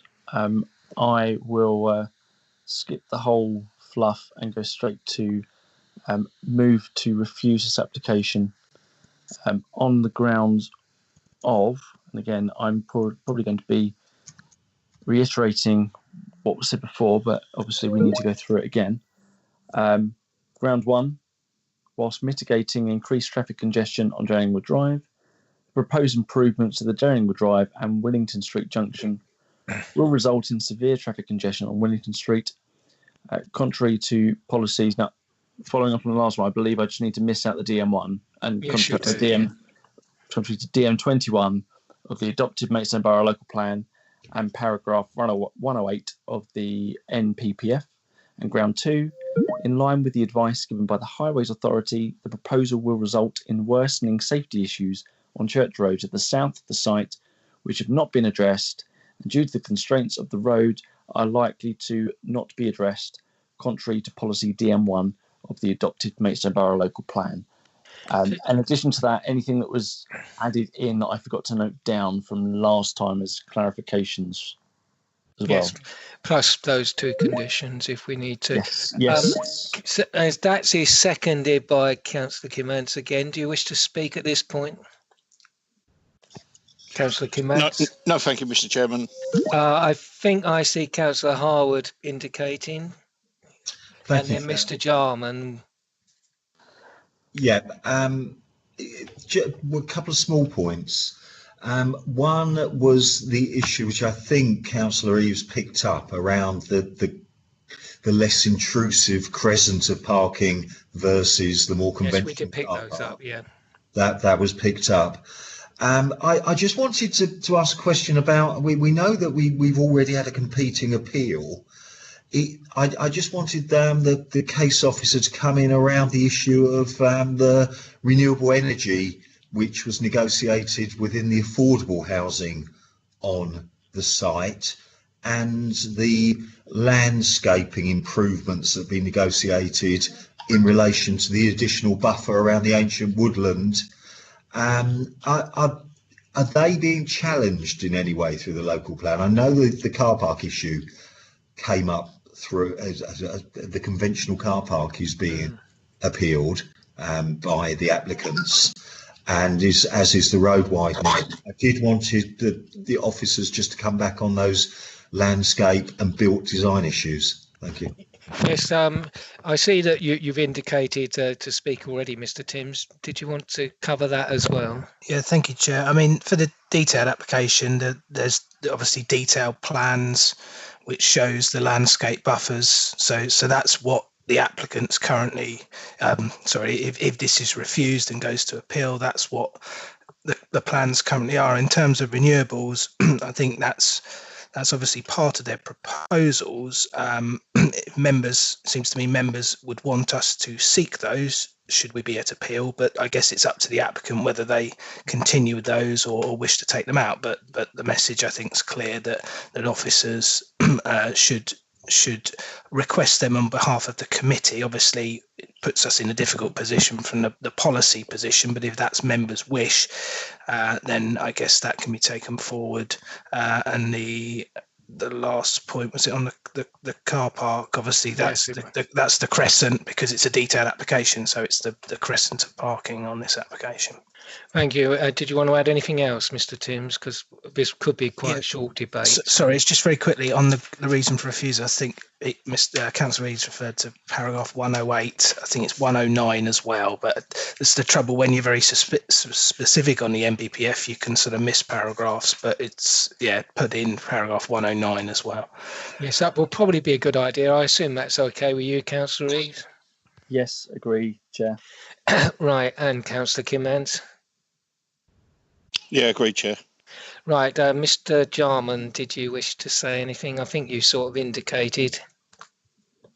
Mr. Jarman, did you need to say anything now, or will it be later? I'll wait till the vote, but I need to come in straight after the vote, Chairman. Okay, fine. Of course you do. Of course you do. Right. I don't think I've got anyone else, so it's been clearly proposed, seconded, and laid out what the grounds of refusal are. Mr. O'Connell, would you take the roll call, please? Certainly, Chairman. So if members can answer for, against or abstain. Councillor Atkinson. For. Councillor Chapel-Tay. Councillor Chapel-Tay. We may have to come back to that. Councillor English. For. Councillor Eaves. For. Councillor Harwood. Against. Councillor Kimmins. For. I see Councillor Chapel-Tay is for. Yeah. Councillor Munford. Against. Councillor Parfitt-Reed. For. Thank you. Councillor Perry. For. Councillor Spooner. For. Councillor Vizard. Abstention. Councillor Wilby. For. Councillor Young. For. Thank you, Chairman. That concludes the vote. Mrs. Snoot, what was the total, please? Mrs. Snoot? Thank you, Chairman. That was 10 for, 2 against and 1 abstention. Don't I feel like the Eurovision Song Contest doing this online? Okay, thank you. That recommendation for refusal on the ground set out is agreed. Mr. Jarman, as per the Constitution, I imagine you have to say much the same thing. Mr. Jarman? Yes. So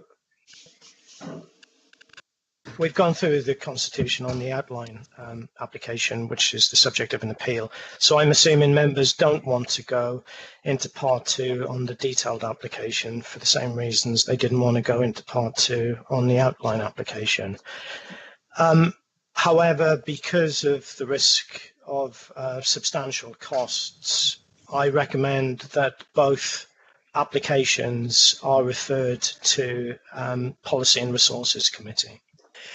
Just to be clear, the Constitution does generally require this to be done, and Mr. Jarman is acting completely in conformity with the Constitution and not in any other way. Thank you, Chairman. Just so that everyone, members and the public and the press, are aware of the constitutional requirement. Chairman, if I may as well, I would also agree with Mr. Jarman, given the significant risk of costs and the need for a proper full consideration in light of the Council's budget and financial situation, that this should be referred to P&R. Thank you. Indeed, and that is the procedure laid down. It's the Constitution, and that is what officers are recommending we stick with, and we have to follow our Constitution. So I'm just saying that, so there is no doubt, no blame, and no criticism, because that should not be the case for people doing their jobs. Right, we will now move fairly quickly, as that was a reasonably concise debate, to something completely new and different for this committee, an application on a hedge, which is refreshingly different. So I'll ask Mr. Gallivan to introduce the report. This is land south of Marden Road, Staplehurst. Thank you, Chairman. This is item number 17. I have an urgent update on this application, which I'd like members to take into account, please. The applicant has provided further information in response to some of the grounds of objections and comments which are set out in the report. I will summarise them now. The applicant confirms that the Southern Water Scheme is a foul sewer connection to serve the Hen and Duckhurst development. This solution was the only one progressed as a result of the optioneering process, and the outline proposal that showed the sewage for the site going north was discounted. The solution has been designed to ensure no detriment downstream, and another growth scheme is under development to address existing issues. Access to the site will be taken from the proposed eastern gap in Hedgerow. A preliminary ecological appraisal and hedgerow assessment will be undertaken to identify and mitigate for all potential ecological impacts. Southern Water policy is to work towards a net gain in biodiversity. The hedgerow will be fully reinstated upon completion of the works. An ecological site visit has been undertaken and the relevant reports are under development. Southern Water property will handle all land access requirements. The location of the connection into the existing network necessitates removal of the sections of hedgerow.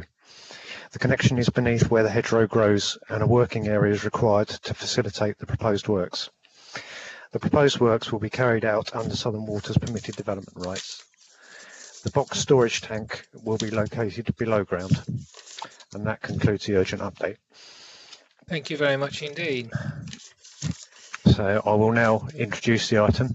This is a hedgerow removal notice submitted under the Hedgerow Regulations 1997, and the proposal is to remove two sections of hedgerow to enable access and connection to a Southern Water development, specifically the installation of a box culvert storage tank in the field to the south of Marden Road. The council must either raise no objection to the proposal or issue a hedgerow retention notice. A hedgerow retention notice must be issued within 6 weeks from receiving a hedgerow removal notice. In this case, following a councillor call-in, the applicant has agreed to an extension of time to allow the proposal to be considered by Planning Committee. A hedgerow retention notice may not be issued for a hedge that is not considered to meet the criteria set out in hedgerow regulations for it to be classified as important. If a hedgerow is considered to meet the criteria for importance, the council may still choose not to issue a hedgerow retention notice if it is, and I'll quote from the regulations, satisfied, having regard in particular to the reasons given for its proposed removal, that there are circumstances which justify the hedgerow's removal. In this case, on the basis of the evidence available, it has been concluded the hedgerow does not meet the criteria to be able to be considered important. The recommendation is therefore to raise no objection to the proposal. A number of objections have been received in response to this proposal, and these are set out in the main report. The urgent update has responded to many of the issues raised in the objections, however, but I will finally just remind members that the merits of the Southern Water Scheme are not under consideration here, as it does not require planning consent and can be implemented under Southern Water's permitted development rights. Members are considering the proposal to remove the two sections of hedgerow. Thank you. Thank you, Mr. Gallivan, for that clarification. I have two statements, one from Mr. Buller, an objector, and one from Councillor Sharp of Staplehurst Parish Council. I'll start with Mr. Buller's comments. The lives of the residents of Marden Road have been blighted by a poor sewage system for many years. They've been subjected to working practices of the Hen and Duckhurst site developer and are continuing to be so. The application gives factually inaccurate statements and the plans are misleading and have missing details. The lack of a full planning application to the Borough Council has resulted in a mess of conditions which have been ignored and abused. Original details showed that the sewage outflow would be to the northeast of the site towards the sewage works. This gave a little comfort to existing residents. Now it seems because this was difficult, the sewage is going to be stored on land that is not even part of the site. Will it join the flow of traffic round the roundabout, or will this be dug up and removed as it is in the way? The plan details show that the outlet will be to the western end. Marden's Road's natural slope is to the east, so the inlet will undoubtedly block regularly. The inadequacies of this existing system must be rectified before any more is added to it. Even the first occupied houses on the site experience bubbling toilets. The proposed system is connecting to the Marden Road WPS, which fails regularly under present usage. The case officer's case for the approval hinges on his assessment of the species of woody plants in the hedgerow. I quote from the case officer's report. The case officer confirmed the presence of ash, hawthorn, blackthorn, willow, goat willow and cherry during the site visit. To qualify as important, the hedgerow must be at least 30 years old and must meet the criteria listed in Part 2 of Schedule 1 of the Hedgerows Regulations 1997. Criteria 7, the hedgerow must include at least 7 woody shrubs and tree species listed in those regulations. His conclusion, in the absence of compelling evidence to the contrary, that the hedgerow to which the notification relates is not considered important and the local planning authority must raise no objection to the proposal. An independent expert should look at this important asset to our rural lane before any permission is granted for it to be ripped out. A local resident has photographed oak and hazel and privet. In the light of this evidence, the approval must not be given as is against the statutory regulations. And that concludes the remarks from Mr. Buller. Now, I believe we have a statement from the parish council, which I'm just going to try and locate. Sure, I did have this.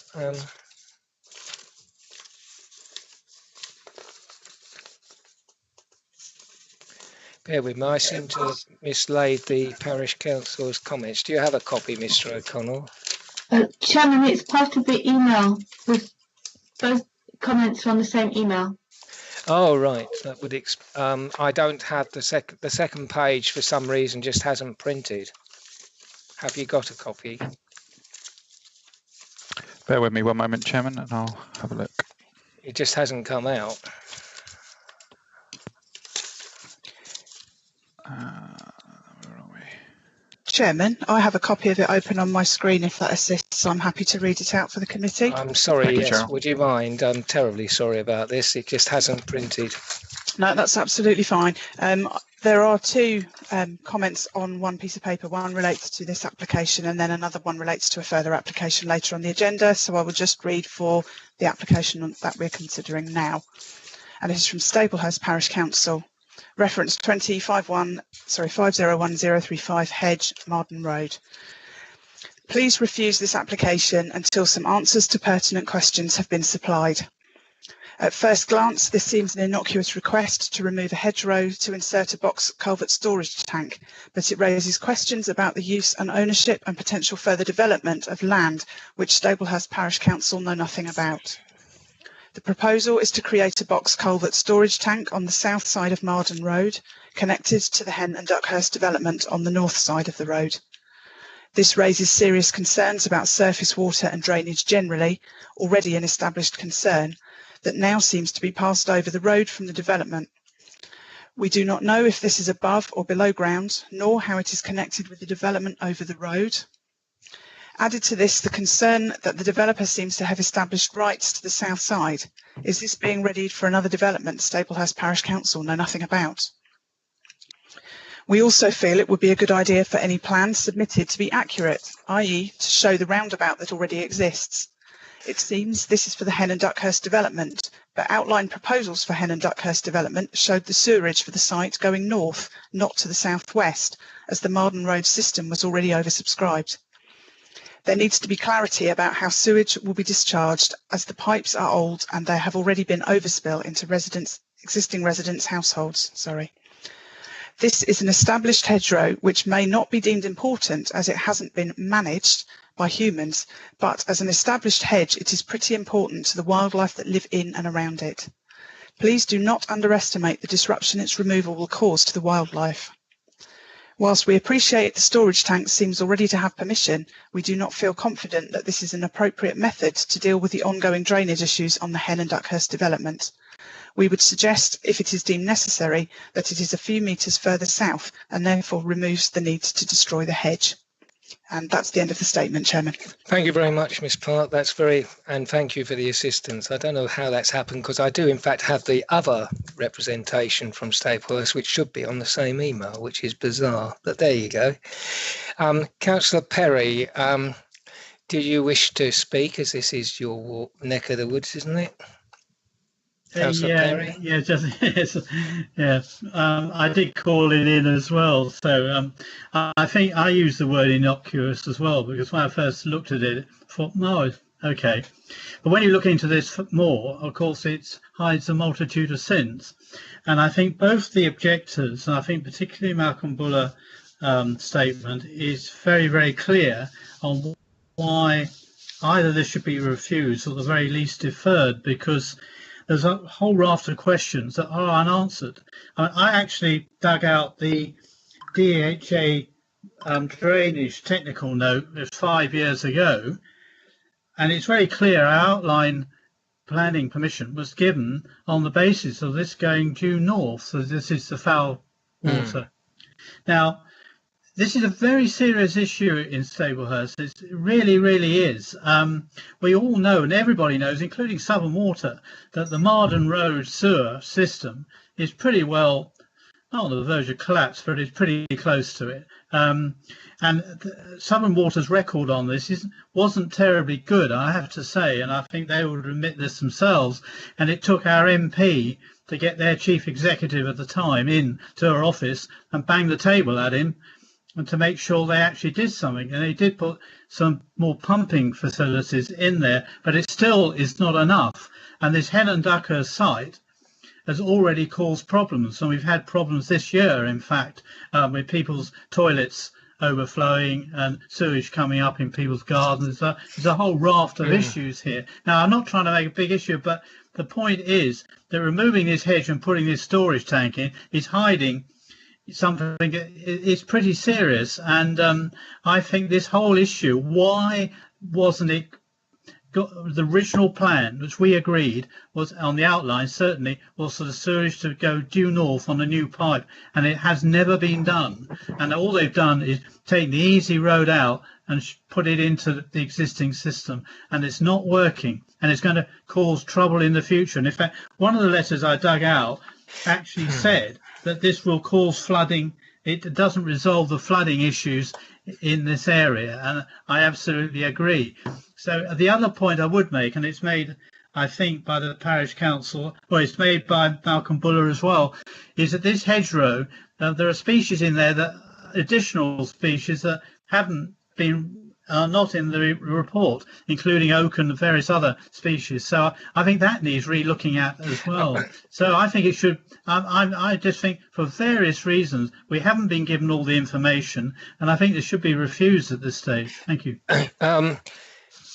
With respect, Councillor Perry, I see where you're coming from, but if it is an issue of not having all the information, the proper process is not to refuse an application if such information could be provided. So I would have thought that if you're requesting a further site visit by the officers to do a more careful census of the species, that would be the first step that you would do if the information wasn't available. Can I come back on that? Yes, I do agree with that, and you're absolutely right. The other issue, which I do have a problem with, and I've raised this time and time again, why was the initial approval that we gave for the outline planning not adhered to? The condition was never adhered to. It was clear this sewage would go due north to the system in Lodge Road. That's where it was going to go, and that's what the DHA letter said. I'd like an answer to why that's been allowed not to happen. That may well be a very interesting question. I'm not entirely sure whether dealing with a hedgerow removal is actually going to be the right way to address that. Can the officers, Mr. Gallivan or one of the planning officers, come in on this particular issue? Because I think we may have an issue with the outline consent and the condition on it, but that's not necessarily the same thing as dealing with this hedgerow. Mr. Chairman and Mr. Gallivan, if it's all right, it's James Bailey speaking. I do agree with you. I don't think it's appropriate under this scheme, where you're looking at a hedgerow, a separate application, to go into the merits or not of the outline permission and whether conditions. There is a separate element, and in terms of enforcement investigation on those parts of it, and I don't think it's appropriate to go into it at this stage of the meeting. I understand Councillor Perry's concern on that basis, but it's really, we should focus on the decision and the application in front of us and not look kind of behind the scenes in this particular instance. Yes, okay. I'll take Mr. Gallivan back on the deferral issue first. Mr. Gallivan?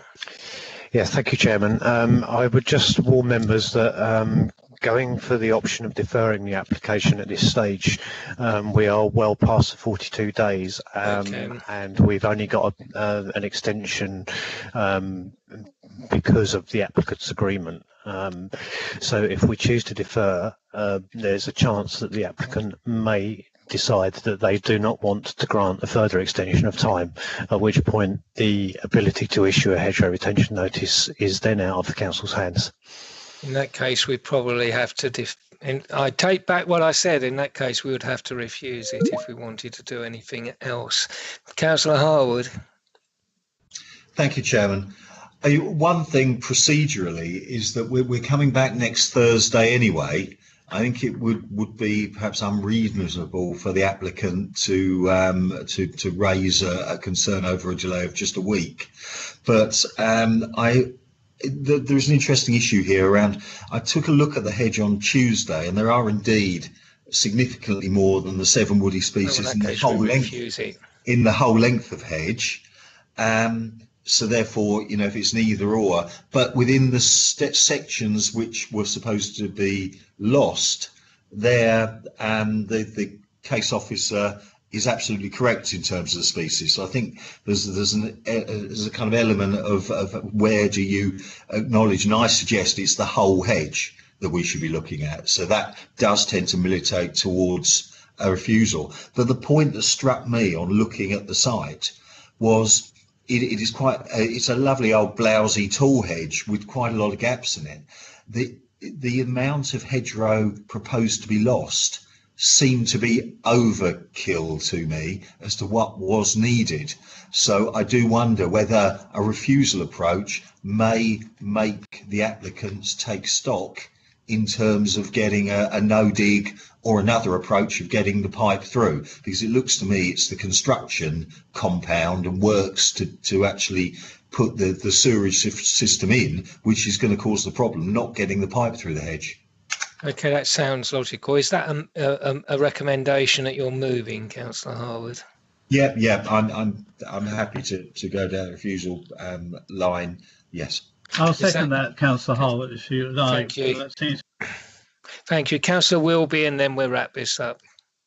Thank you, Chairman. Councillor Harwood's covered it all. I was just going to also say they can't do any work to it for the immediate moment because of the birds still nesting, so a deferral wouldn't have been an issue, but I would prefer the refusal anyway. Thank you very much.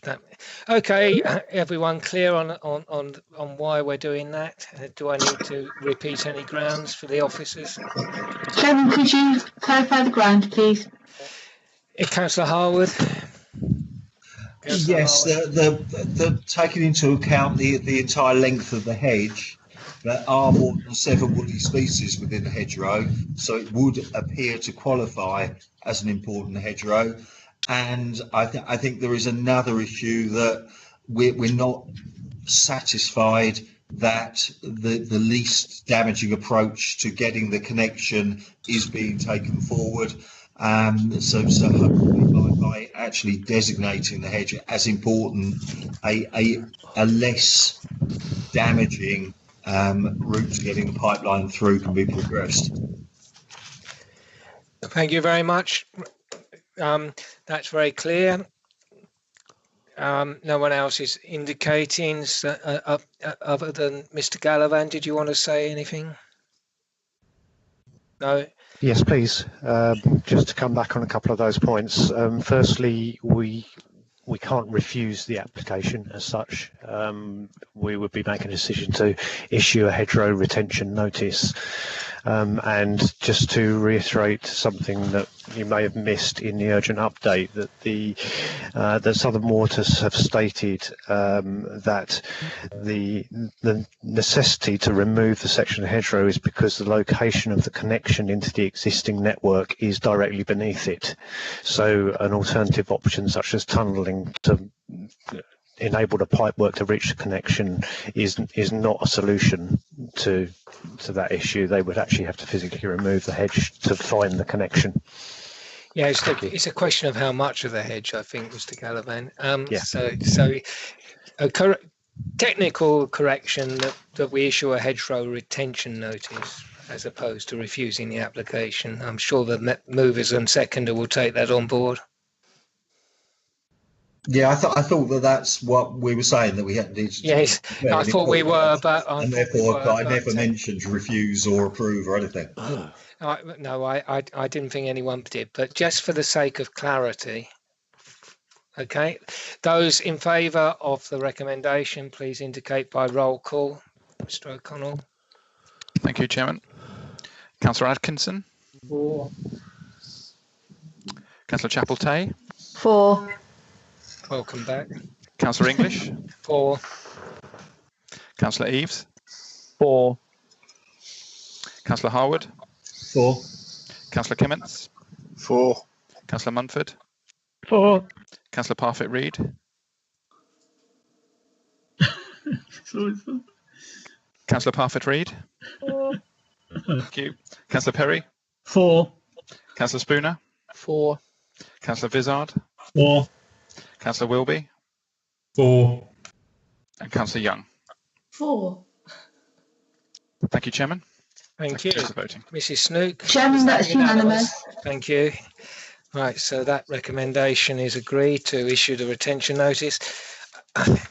I'd like to continue to make good time unless members really want a halt at this stage. Okay, we'll carry on. 127 Hockers Lane, Fern and Maidstone. Thank you, Chair.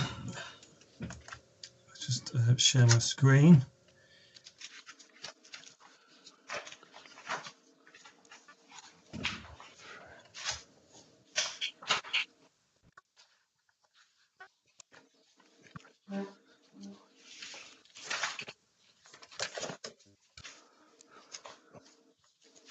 Oh, got it. Thank you. In terms of, thank you, Chair. This plan application relates to the construction of 5 two-storey detached houses, including a new access road, associated parking and landscaping. Members' attention is drawn to the urgent update that was circulated earlier this week. Following publication of the agenda, further email comments have been received from an adjacent resident. The email sets out that the site is mainly flat grassland, which is regularly mown. The resident highlights that this appearance has not changed from when the site was agricultural land, and the site contributes to the local landscape in that way. The resident considers that in that regard, the site is probably closer in description to a meadow than a garden. In terms of the site itself, this view is looking south towards the urban boundary, which is along Ware Street, which is at the end of this photograph. Along the right-hand side of this image are properties in Hockers Lane, which have rear gardens of about 30 metres in length. To the left of this image, which is the east, at the bottom of the image there's a tree belt which is in the adjacent golf course. At the top is Burling House, this rear garden of Burling House. To the north, which here is at the bottom of the image, is 127 Hockers Lane with Elm View and the 5 houses in Pope's Wood, the cul-de-sac just off the photograph. The access to the site from Hockers Lane is just on the bottom right-hand corner, which is the next slide. This is the view of the access from Hockers Lane. This is looking south towards Ware Street, with 123 Hockers Lane on the near side of the junction and 129 on the opposite corner. The access arrangements for the existing properties, i.e. 125 Hockers Lane, Elm View, and the 5 properties of Pope's Wood, and the proposed new 5 houses have been considered by KCC Highways and found to be acceptable. The KCC Highways comments are on page 118 of the main report at paragraph 502. In terms of the layout, this image is turned round from the aerial photograph, so the properties in Hockers Lane are now on the left-hand side. To complement the existing trees on the adjacent golf course, the proposal includes new tree planting along the golf course boundary. This layout is significantly different to the layout of the previous proposed refused application for 7 houses. That layout is provided on page 120 of the main report after paragraph 616. In terms of the sort of building design, this slide shows the first of 2 different housing types. There is a big variety in local building designs with the existing properties in the local area, and they include chalet bungalows and some 2-storey buildings. The design approach is markedly non-pastiche, or in other words, it doesn't seek to copy any of the other many different building styles in the local area, but seeks to create its own character. It is, however, notable that the design does reflect the general building scale, form and roof shape of properties in the area, and in this respect the design is considered in keeping. In terms of materials, these include natural timber, aluminium windows with elements of brickwork. The roof will be dark metal raised seam roof. Full details of materials and samples are requested as part of a planning condition. That's on page 127 of the agenda. The applicant has stated that the houses will be constructed to a higher level of building sustainability. Revised plans showing PV panels are provided as an urgent update, and an additional condition is proposed to ensure that these are provided. This slide shows the second of the 2 housing types with the same materials, but this has larger areas of brickwork. In terms of the sort of planning issues, I wish to highlight 3 main areas, which are the planning history, the sustainability of the location, and the location of the site in the setting of the Kent Downs AONB. In terms of the planning history, it's set out at the start of the main officer report. The history shows 2 early refusals in 2016, first for 10 units and subsequently for 7 units. In terms of the main differences, in terms of the last refusal, the number of units has been reduced from 7 houses to 5 houses. The layout of the site has been revised from a linear arrangement i.e. running parallel to the properties in Hocker Lane, and that was referred to in the early reasons for refusal, with the current scheme arranged around the central landscaped area. The orientation of the dwellings has been revised so they face away from existing properties in Hockers Lane. The proposed houses have been relocated further towards the lower part of the site and away from Apple Tree House that is on higher ground. The changes to layout mean that where there are potential views through existing and proposed trees, the upper parts of the houses will be seen against the backdrop of Apple Tree House and houses in Hockers Lane. A site section showing the change in ground level on the site and the refused 7-unit scheme are shown on page 120 of the main report. The changes include improvements to the layout, which provide a more spacious layout and allow substantially more landscaping. In terms of the sustainability of the location, the site is 95 metres, or according to Google Maps, 3 minutes walk from the Maidstone urban boundary. The Chartered Institute of Housing and Transportation advised that facilities need to be less than a mile away or 10 to 12 minutes walking distance in order for walking to be an option. Distances calculated to local facilities by Google Maps and Travelline Southeast are provided in the urgent update. With the proximity to the urban boundary and these facilities available less than a mile from the site and between 10 to 12 minutes walking distance, the site is considered a sustainable location. It is also highlighted that the sustainability of the location was not a reason for refusal in terms of the 2 earlier decisions to refuse planning permission. And the third of the points is the location and the setting of the Kent Downs A1B. It's recognised that whilst not in the A1B, the site is in the setting of the A1B, which is 780 metres to the north on the other side of the M20. The site is, however, enclosed with existing houses on 3 sides, including Apple Tree House on high ground to the south. In addition, the site is screened by existing trees on the golf course to the east, with additional tree planting proposed as part of the current scheme. In this context, it's considered the existing site makes little contribution to the A1B setting, and any impact from the proposal will be reduced by the enclosed nature of the site, the ground levels, and existing and proposed tree planting.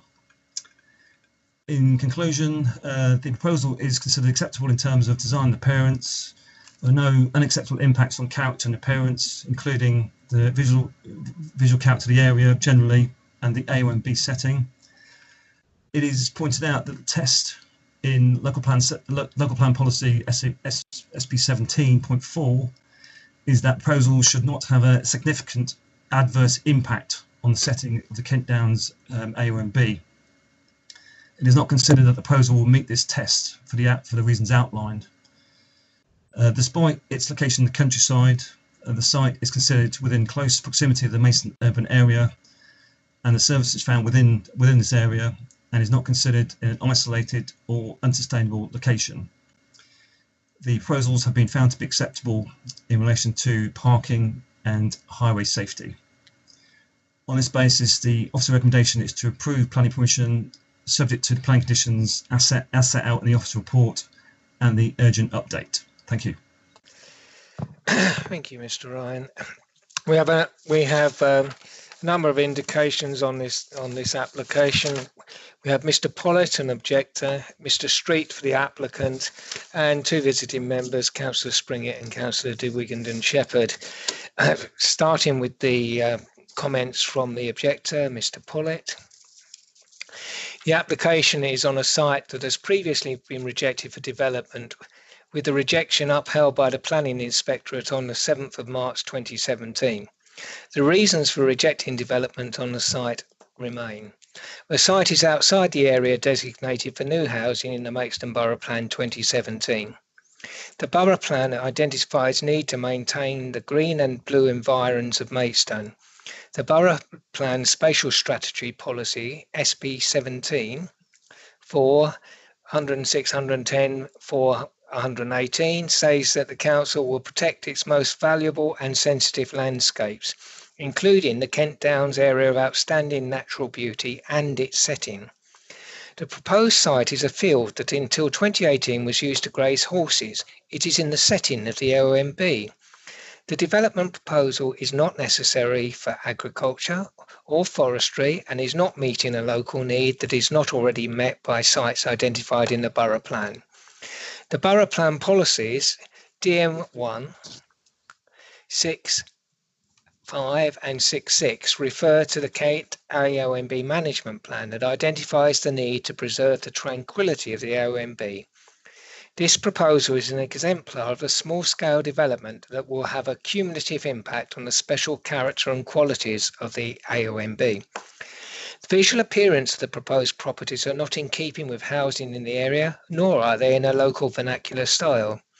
Number 5 Pokeswood and number 127 Hockers Lane are close to the northern boundary of the site and have windows facing the site. The development is at the bottom of gardens belonging to residents of Hockers Lane, and it would conflict with policy DM1 through the loss of amenity.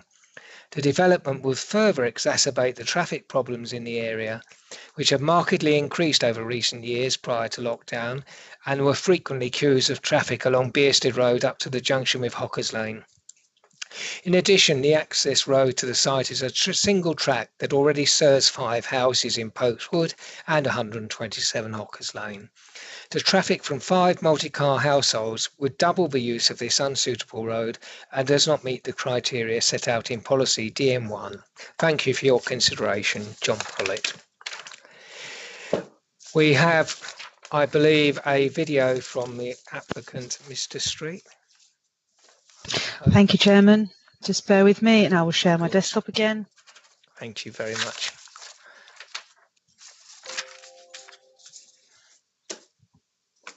Hopefully you can see Mr. Street right there. I can indeed, yes. Excellent. I will play it now for you, members. Thank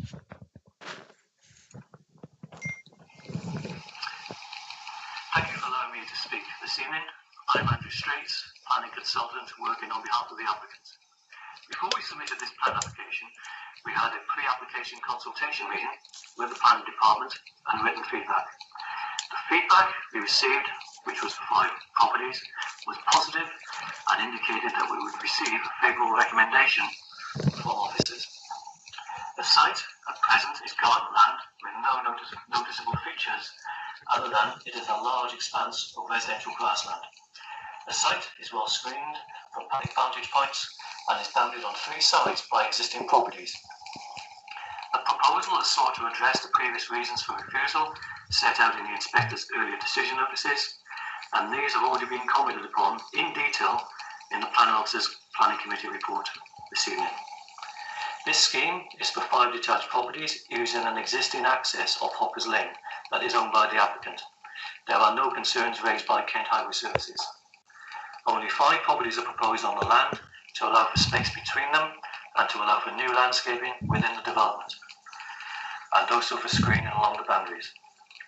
3 existing trees that are currently on the site will be retained and will be within the proposed garden area of plot 3.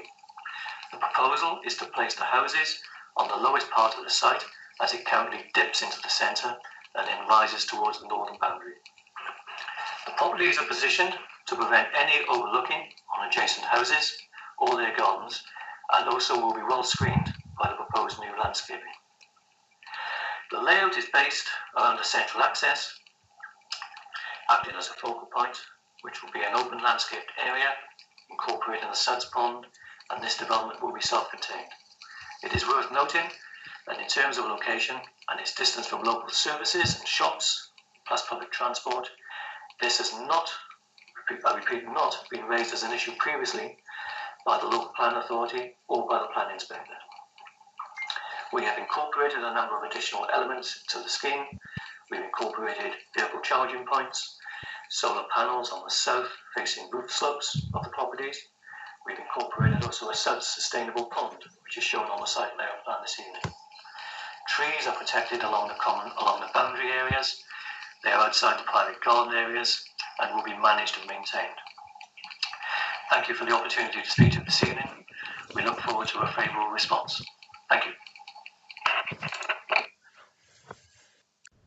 Right, that brings us to the visiting members this evening. Councillor Springett.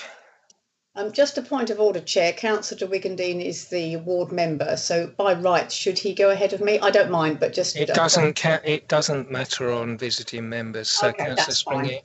Okay, thank you. Good evening, members. Here again, the local plan makes it very clear that the setting of the AONB should be protected. The most recent appeal in 2017 was for just 2 more houses than this application, and it was refused. It doesn't make a lot of difference if it's 10 houses, 7 houses or 5 houses. The application is contrary to policy. They are in open countryside, within the setting of the AONB and outside the urban boundary. The spatial vision on page 8 of the plan states that in note 6 that the Kent Downs AONB and its setting will be protected from adverse development impacts. The previous 2 appeal inspectors upheld the refusals to build on this site because the development would fail to respond to the location of the site and would constitute inappropriate and visually harmful development in a rural location. When the special landscape area status was removed, Mr. Jarman reassured us that the setting of the AONB would give stronger protection than the special landscape area. He also assured us that SP17 would be stronger than ENV 28, but no policy has any worth or strength if we choose to ignore it. We were told that the local plan would give clarity and certainty to developers and residents alike, and when I asked if future development in open countryside that received objections would be refused because they were in open countryside, he assured me they would. So why is this being recommended for approval? It does not comply with local plan policy. It is not a site policy within the plan. It's in open countryside, in the setting of the AONB. It is backland development outside the urban boundary. SP17 and the impact on the setting of the AONB apply. Please use them. As I said before, Councillor Mackay's comment about properly applying policy was absolutely right. The local plan is giving certainty, all right, but certainty time and time again that officers will apply the best policy that suits them and ignore the policy that doesn't. This proposal will set yet another precedent for approvals just outside a village or the urban boundary. It will be used to justify numerous other inappropriate sites that should be protected by SP17. What is the point of making a policy and then disregarding it when it's inconvenient?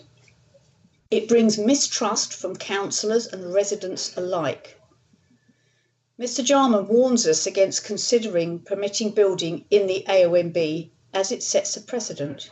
He acknowledges the danger of setting a precedent because he knows once you bend a rule, you end up in no man's land. Where do you draw the next line? Oh, it's only a little way beyond the urban boundary. Where will this stop? It is safer to adhere to policy than bend it just because it suits on one occasion. Sticking to the rules and correctly applying policy means everyone knows where they stand. Please refuse this speculative application. Councillor de Wigendine Shepherd, please. Thank you very much, Mr. Chairman. But actually, Councillor Springer has done a lot of what I wanted to say.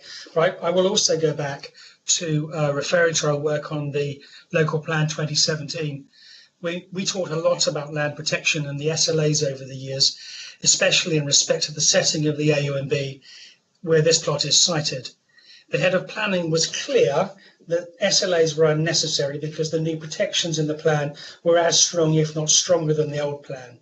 He said this not just once, but week after week, month after month, year after year.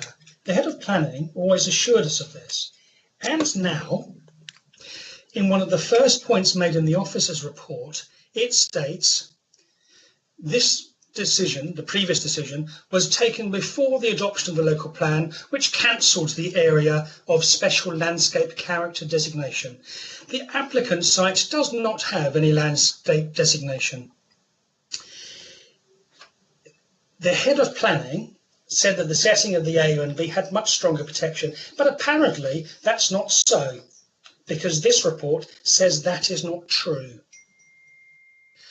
I will say for the record that I do actually feel pretty angry about this. If councillors cannot rely on assurances given in committee by officers on the local plan speaking about their professional specialisms, then where are we? Moving to the specifics, I do not see how this is so very different from the application for 7 homes, which was refused by committee and confirmed by the inspector due to its physical impact. One was for the complete replacement of this paddock with homes and drives and gardens. And this is the complete replacement of this paddock with homes and drives and gardens. The report searches for tiny changes to say that this is totally different. It's completely unlike that one, but it's simply not so. There is no manifest difference in this application from the last one. The original rejection was correct. The planning inspector was correct. This officer's report is not. We need to return to plan-based development based on facts and evidence, and I urge you to support the AONB and its setting, and I urge you to refuse this application. Thank you very much, Mr. Chairman. Right, members and officers, I wasn't going to say this, but in light of the serious criticism that's been levelled at Mr. Jarman, the head of planning, I feel I must.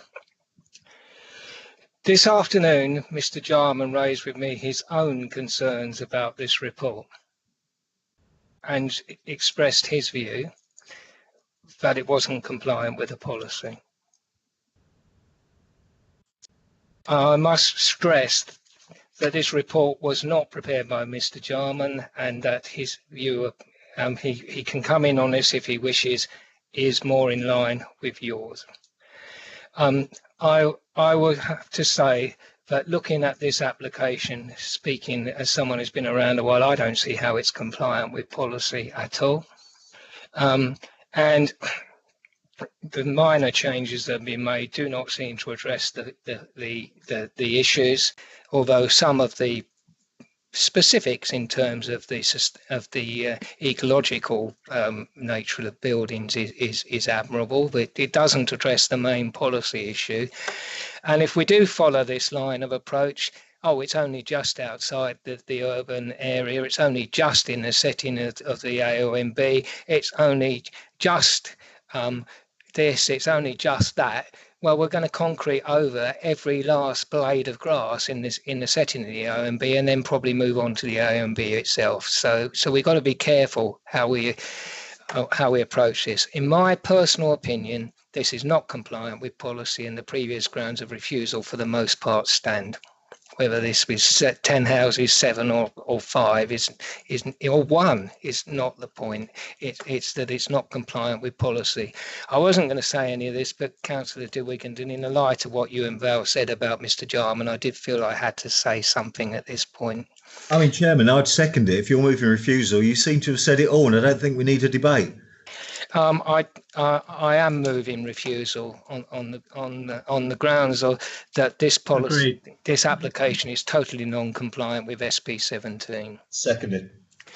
Do any other members wish to speak or to add anything?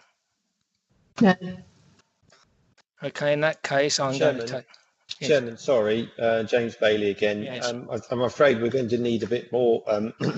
Yes, I thought you might do. Yes. Yeah, in James light Bailey's of just stolen my thunder. Yeah, sorry. In light of sort of recent case law, obviously, I totally appreciate where members are coming from this on this basis. Obviously, in light of the reversion of the officer, members do need to give grounds and the reasons for why they're going against the officer recommendation, and if I could ask for a more detailed ground of refusal than has just been set out, Mr. Chairman, that would be appreciated.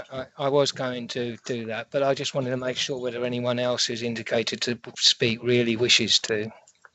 Councillor Harwood, I would appreciate your advice on this as someone who knows this area particularly well. Well, I think that the SP17 is clearly applies here, as I think does DM1 still, in terms of the foreground of the OMB. But I think one of the particular issues that I've concerned about here is the sensitivity of this area of land, because it is not just in the foreground of the OMB, but it is in the front line of urban encroachment and urban development. I think a little bit of development and a little bit of paraphernalia in terms of lighting at night, in terms of cars and tarmacking over the gardens, and that's probably where the landscaping will go, would be very intrusive into this area. I think it's also worth saying that from Hockers Lane, most of the properties actually fronting this application site are bungalows. So when we talk about and the land falls away from the footway in Hockers Lane, so I think it's not an issue of just being able to see to this development from the south. I think you will actually see it from the northwest as well. So I think that's a critical point. I think in terms of the issue around the backland nature of this development, I think that the street scene it would create and so on, it wouldn't be a natural extension of the urban area. It would be a block of development. And so I think that there's another issue there in terms of introducing an urbanising feature into a currently open landscape, which will exacerbate the harm to the open countryside and the setting of the OMB. Is that enough? Mr. Bailey, is that sufficient? Yes, it certainly is. I mean, what I would just add in there, you could add obviously that the current site is very open by its very nature, and I think that would be helpful. Yeah, exactly what Councillor Harwood is saying. I think it's probably in terms of the urban, it would sort of jar with the semi-rural character of the site development of this site. So I know where you're going. If I could just ask delegated authority to actually construct the ground along those grounds that you've set out. They will pick up the elements that we've previously had on the previous inspector's decision, and obviously add in those critical and the sensitive area aspects that Councillor Harwood has raised just now. Thank you very much, Mr. Bailey. That's very helpful. In that case, I'm going to ask Mr. O'Connell to take the roll call, and this is the recommendation to refuse on the grounds set out. Mr. O'Connell. Thank you, Chairman. Councillor Atkinson. 4. Councillor Chapel-Tay. 4. Councillor English. 4. Councillor Eaves. 4. Councillor Harwood. 4. Councillor Clements. 4. Councillor Mumford. 4. Councillor Parfitt-Reed. 4. Councillor Perry. 4. Councillor Spooner. 4. Councillor Vizard. 4. Councillor Wilby. 4. And Councillor Young. 4. Thank you very much. Mrs. Snook, was that unanimous? That was unanimous, Chairman. Thank you. Thank you very much. Now we go on to the last application this evening that's got a designated speaker, which is once more in the centre of the universe, known as Staplehurst, Keensbrook, Cranbrook Road, Staplehurst. Thank you, Chair. Share my screen.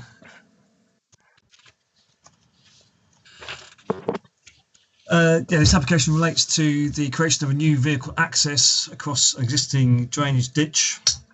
The application was deferred for the meeting on January the 23rd of this year for further assessment of the impact on trees to take place. Just to run through the slides again. Excuse me, Tony. Unfortunately, I'm not sure your screen sharing is working. I can't see your presentation. No, I can't either. It started and then it's just gone off. Is it? Okay. All right. I'll try again.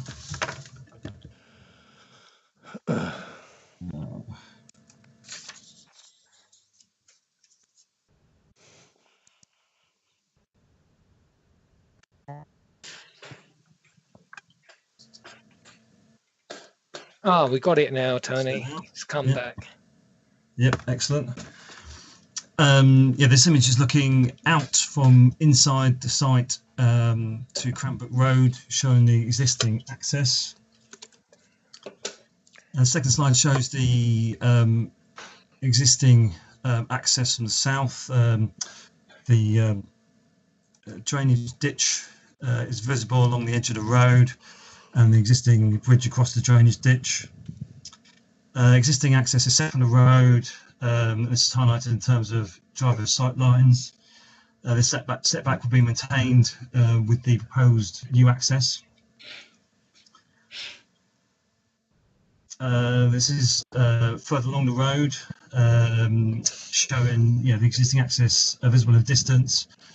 The finger post shows the location of the existing footpath. In terms of context, the new access is around a quarter of the distance from the footpath to the existing access, so it would go about here in terms of the frontage. This is a revised block plan that's provided following the decision to defer. In terms of the text on the plan, it says that they provide a new drain and a no-dig permeable driveway with the existing access annotated here. And the public waterway on the left-hand side of the screen. The amended plan shows the proposed new access relocated 7.5 metres to the south of the original proposal that members looked at. This is in line with the advice of the Council's tree officer. In terms of the detailed plans, this plan shows the appearance and construction of the access using a 500mm concrete pipe under the new access to maintain the existing drainage channel.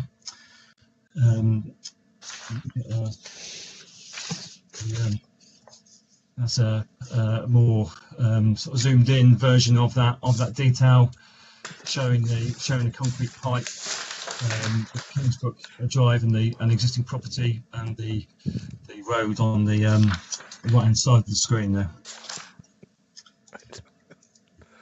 The assessment by the tree officer consisted of two parts. The removal of existing trees and the potential impact on other retained trees. The tree officer found that the proposal would result in the loss of a willow tree on the site frontage. However, this was considered in poor condition. Also, there were some removal of dead tree stems and the possible encroachment onto a line of young conifers. In relation to retained trees, a line of 5 poplar trees were assessed by the tree officer. The tree officer found that the two westernmost trees furthest on the road have significant main stem defects, old wounds, damage and decay. And this suggests that they have a limited, safe, useful life expectancy of less than 10 years.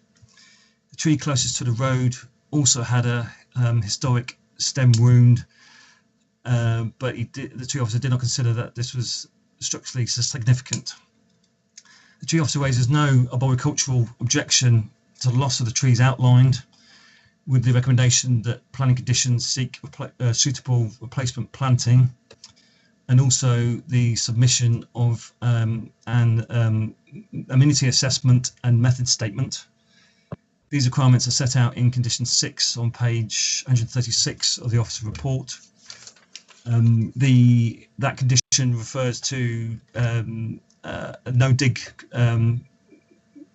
construction if necessary, and if members feel that needs to be tightened up, we can just take out the if necessary bit of the condition, and that would require that no-dig method to be used. In conclusion, the decision on the case was deferred to allow further assessment of the potential impact on trees. This assessment has resulted in the relocation of the proposed access, and the impact of the new access has been considered by the tree officer and considered to be acceptable.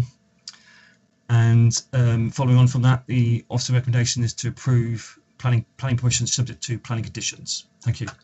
Thank you, Mr. Ryan. We have one speaker. It's rather bizarrely, I have actually got the second half of this email from Stapeworth Parish Council in the name of Councillor Sharp.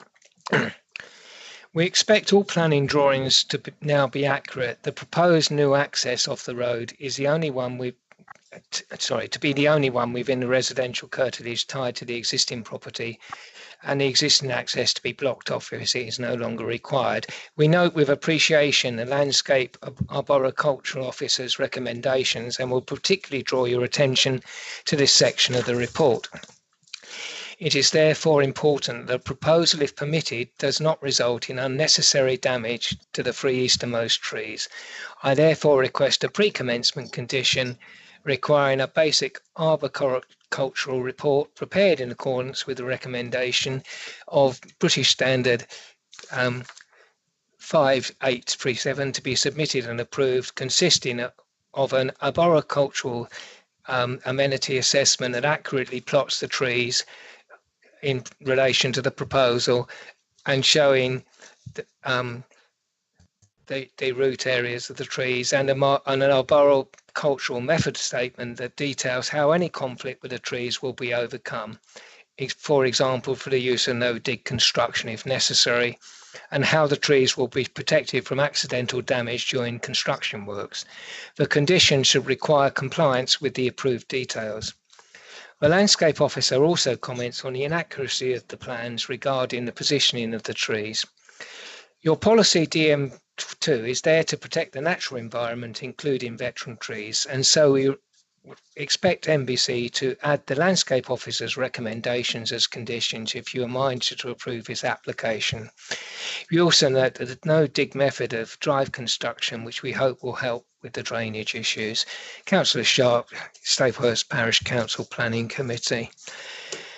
Councillor Perry, as you are the member present for the ever-important community of Staplehurst. Absolutely, the Kingdom of Staplehurst, yes.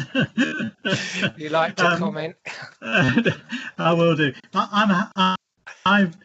I agree with the comments of the parish council, the conditions. If they can be incorporated some way or delegated to the officers, I'm happy with that. And I'm happy to go along with the approval of this, subject to those tweaks, I think, that are being put forward. I think that's a reasonable conclusion to this. I don't have anything more to add. I think I'm happy to go along with it. Thank you. Okay, can I just clarify from the officer, from Mr. Ryan, whether those proposed conditions, I know you referred to no dig in your presentation, can actually be taken on board?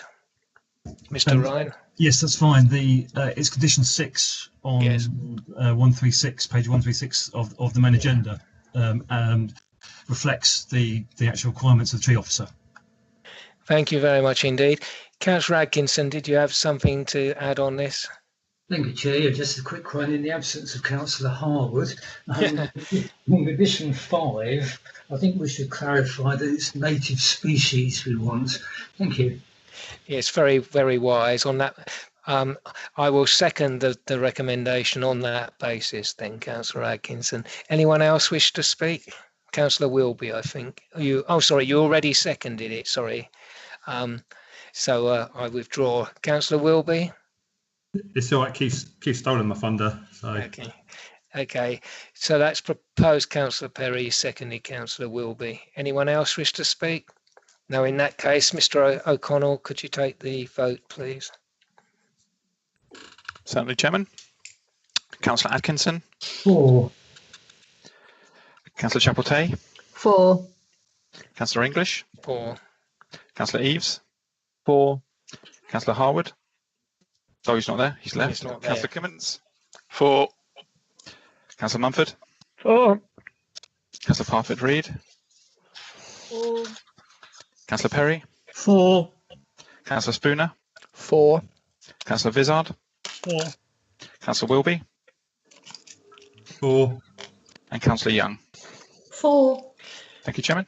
I think that's unanimous, Mrs. Snook, other than Councillor Harwood, who's had to leave. Yes, it's unanimous of those present, Chairman. Thank you. That application, as slightly amended, is approved. Right. The next application, the Mellows Marley Road, there are no speakers on.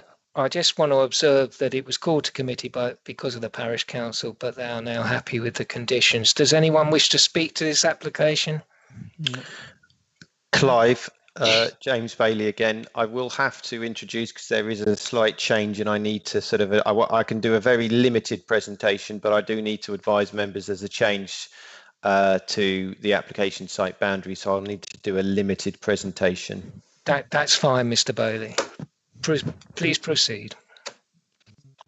Bear with me. As you're taking this item ahead of the game, I'll just have I'm doing it in the order on the agenda paper, Mr. Bailey, I'm sorry to say.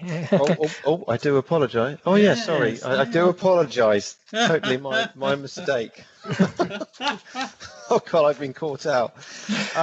Yeah, effectively, what I've got is just an item to report verbally to members. As part of when I was reading the report, I was concerned regarding the history as to the extent of the planning unit on the site. The application came in with this red line boundary. Members, can you just confirm you can see my screen? Indeed. Yes, we can. Indeed. Thank you very much. So I was concerned about the planning unit size. In effect, knowing the site as I do, it has got multiple planning units within it. And so what I have sought to do is to actually reduce the red line of the application, which then reflects what the application proposal is about, as set out on your papers, which is for a dwelling in the countryside. So the red line boundary now just includes this part of the site here and excludes the southern part and the western part over here. So just for a clear point of clarification on that point. And as a result of that, I've got two options to request to members. Now, in terms of one of the options is to accept the amended red line boundary as set out on the screen in front of you, which comprises the planning unit. In my view, there's no need to republicise it because it's a smaller red line boundary than the previous one. Or alternatively, members, and I offer a second point to members, is should members consider that there is a need to consult on that amended red line boundary, then I ask for delegated authority to the head of planning and development to consult on that for a period of 21 days. And obviously that the application could then be issued subject to no new material planning issues being related, only relating to this amended red line boundary, which have not previously been set out in the report. So there's two options open to members there. My option is the first option. I don't consider there is a need to re-advertise because it's a smaller red line. It's more concisely reflecting the planning unit on that basis. I won't go into kind of the detailed assessment of the report because I think members were clear on the basis that they didn't really want to have a detailed discussion on this point. I would just sort of raise the point, obviously members would have read the yellow papers information. That is very significant in this application. And the balance, as I say, has swayed towards the recommendation of approval, principally on the basis of the special needs of the applicant. I would just draw members' attention to those conditions that are set out on your papers. They are strongly worded conditions on the basis that your officers have sought amendments to the scheme to reduce the harm to the AOMB by changes to the overall design of the unit. And that's set out just effectively in front of you. So it's going from what is constructed, and that's what we've negotiated back down to. Obviously, the applicant, the recommendation is the fact that there's a personal permission to the applicant. I would just ask for delegated authority because it just, in that condition, it just says the applicant and her son. My view is that that needs to include the names of those individuals on a personal permission. That's how you'd normally deal with a personal permission, not just say the applicant and the son. So I ask delegated authority to amend the wording of that condition.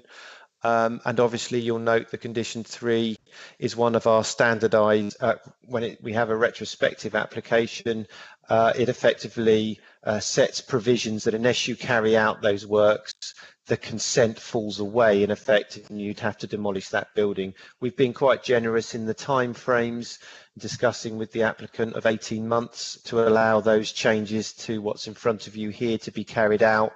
And the parish council have agreed subsequently the 6 month after first occupation of the dwelling, then the existing day room gets removed from the site 6 months after first occupation. That is something the parish council are in agreement with, and hence we've put that into the wording of the condition. So I've got nothing to add to the report on the basis. Thank you, members. It is a balanced report basis and it sways in the favour of the applicant's special needs.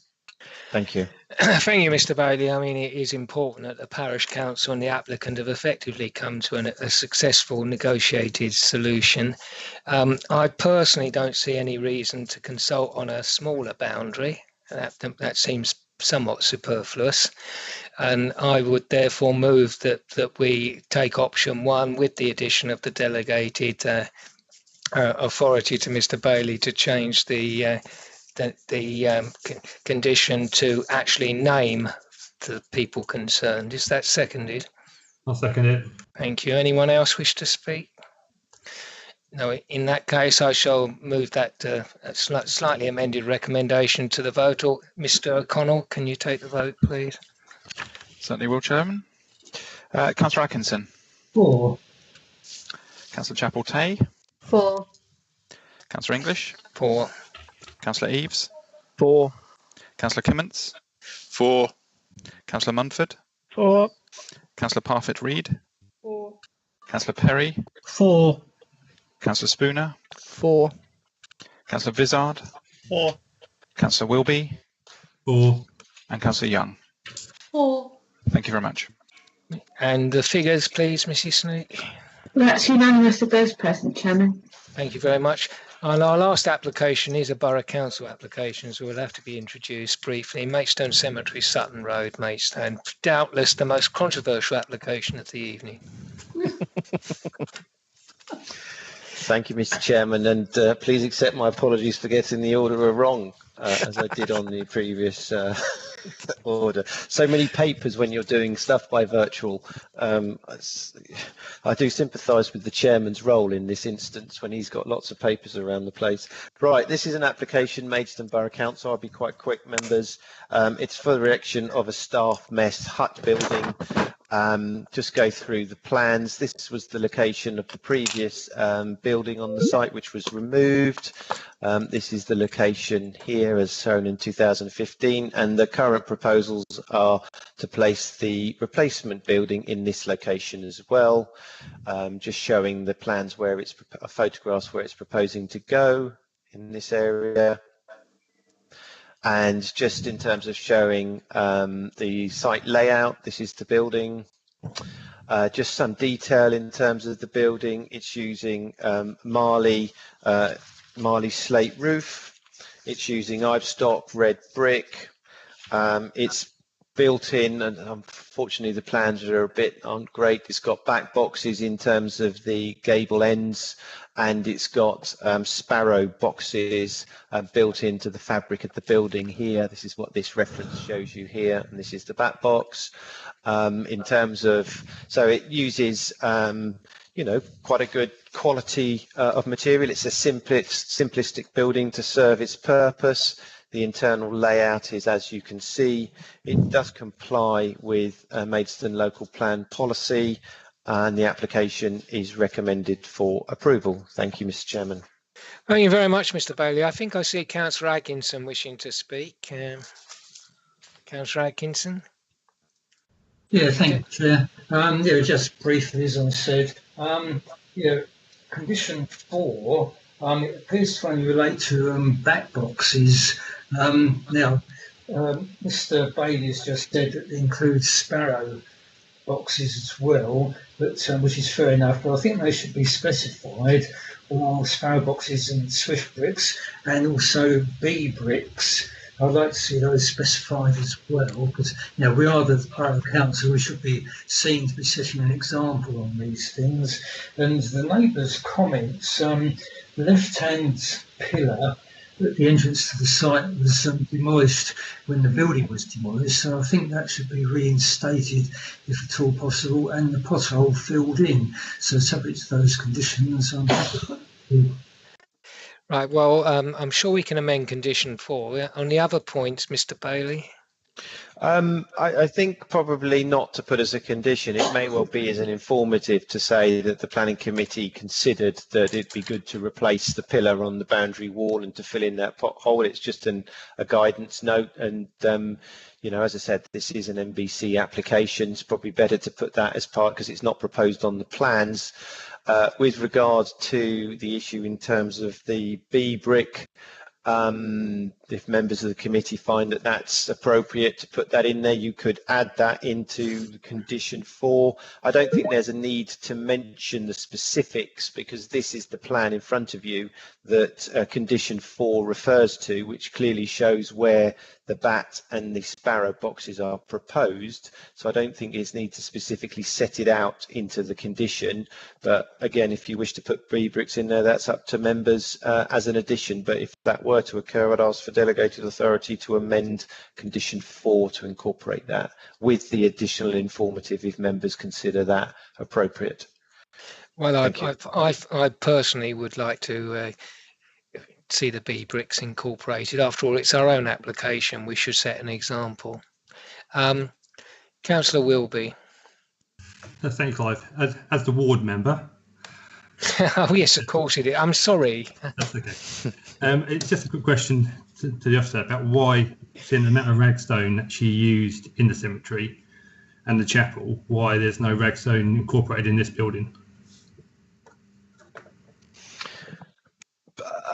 In terms of asking that question, I'm not going to be able to say I'm going to specifically be able to answer that. I think it's come as a relatively simple. I don't think you would be putting ragstone. If you were to put anything, you'd be looking at a small plinth to give a cue to maybe a sort of, the heritage of the use of ragstone. But I think it's designed as a sort of more simplistic style building. But having said that, it does use red brick. I can't answer the question why we didn't incorporate a ragstone plinth on that. Again, if members found that was a useful purpose and that was an essential requirement of that, it's not in the plans, but it's something that is open to members to put into the equation.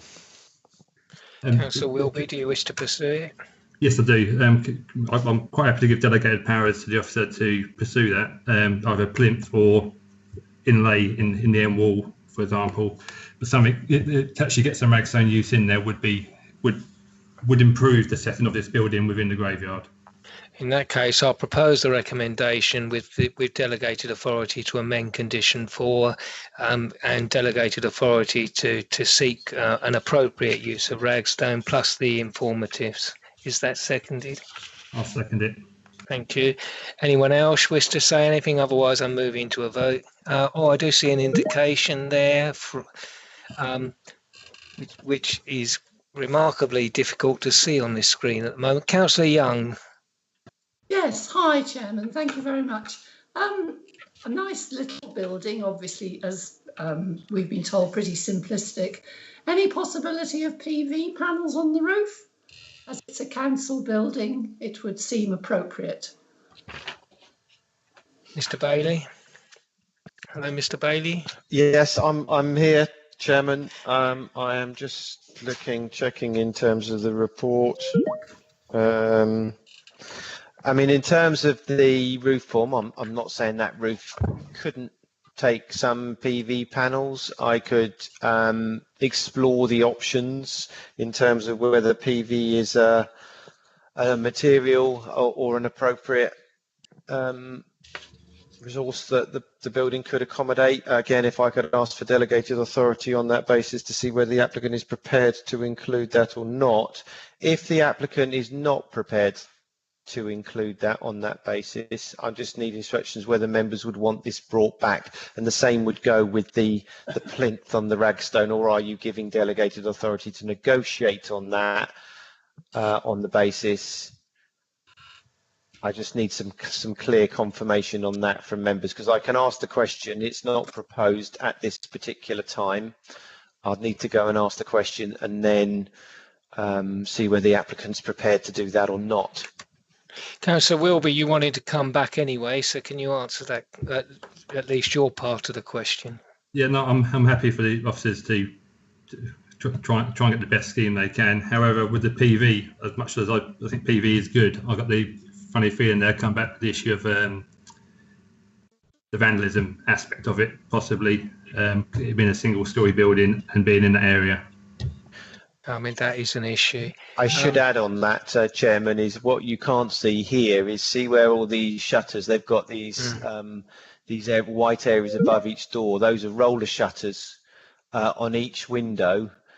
In effect, they're box shutters. So in effect, it allows the building to be totally closed down. And I would kind of endorse what Councillor Wilby. It's not something we generally would advocate, but obviously that's a reason that they've had to incorporate that due to sort of issues and vandalism they may have had in that area. So I think that kind of, you know, is an issue that the building is susceptible to vandalism, and PVs may have that issue. Yes, okay. Okay, well, I'll ask Councillor Young whether she nevertheless wishes to have a conversation about that, because obviously if there's an issue, officers at the cemetery can flag that up. Yeah. Councillor Young? Yes, I would. I would like it pursued, please. If you could have a conversation with the necessary people, that would be greatly appreciated. Okay. Anyone else wishing to speak? Councillor Kimmons has said something but doesn't wish to speak. So I think that is everyone. Are we clear on what we're asking for, everyone? Yeah. On what the recommendation is? In that case, Mr. O'Connell, would you take the vote, please? Thank you, Chairman. Councillor Atkinson? For. Councillor Chapel-Tay? For. Councillor English? For. Councillor Eves? For. Councillor Clements? For. Councillor Munford? For. Councillor Parfitt-Reed? For. Councillor Perry? For. Councillor Spooner? For. Councillor Vizard? For. Councillor Wilby? For. And Councillor Young? For. Thank you. That, I think, is everyone. Mrs. Snook? Yes, that's unanimous of those present, Chairman. Thank you very much. May I just say to members and officers, thank you very much for your perseverance in what has not been an easy first half of this two evening meeting. Thank you for your input, and mostly for being patient and well organised. It's not been an easy meeting, and it's not easy doing it in this format for any of us, including the public. Do have a good evening. Thank you, Chairman. Thank you, Chairman. Well done. Well done.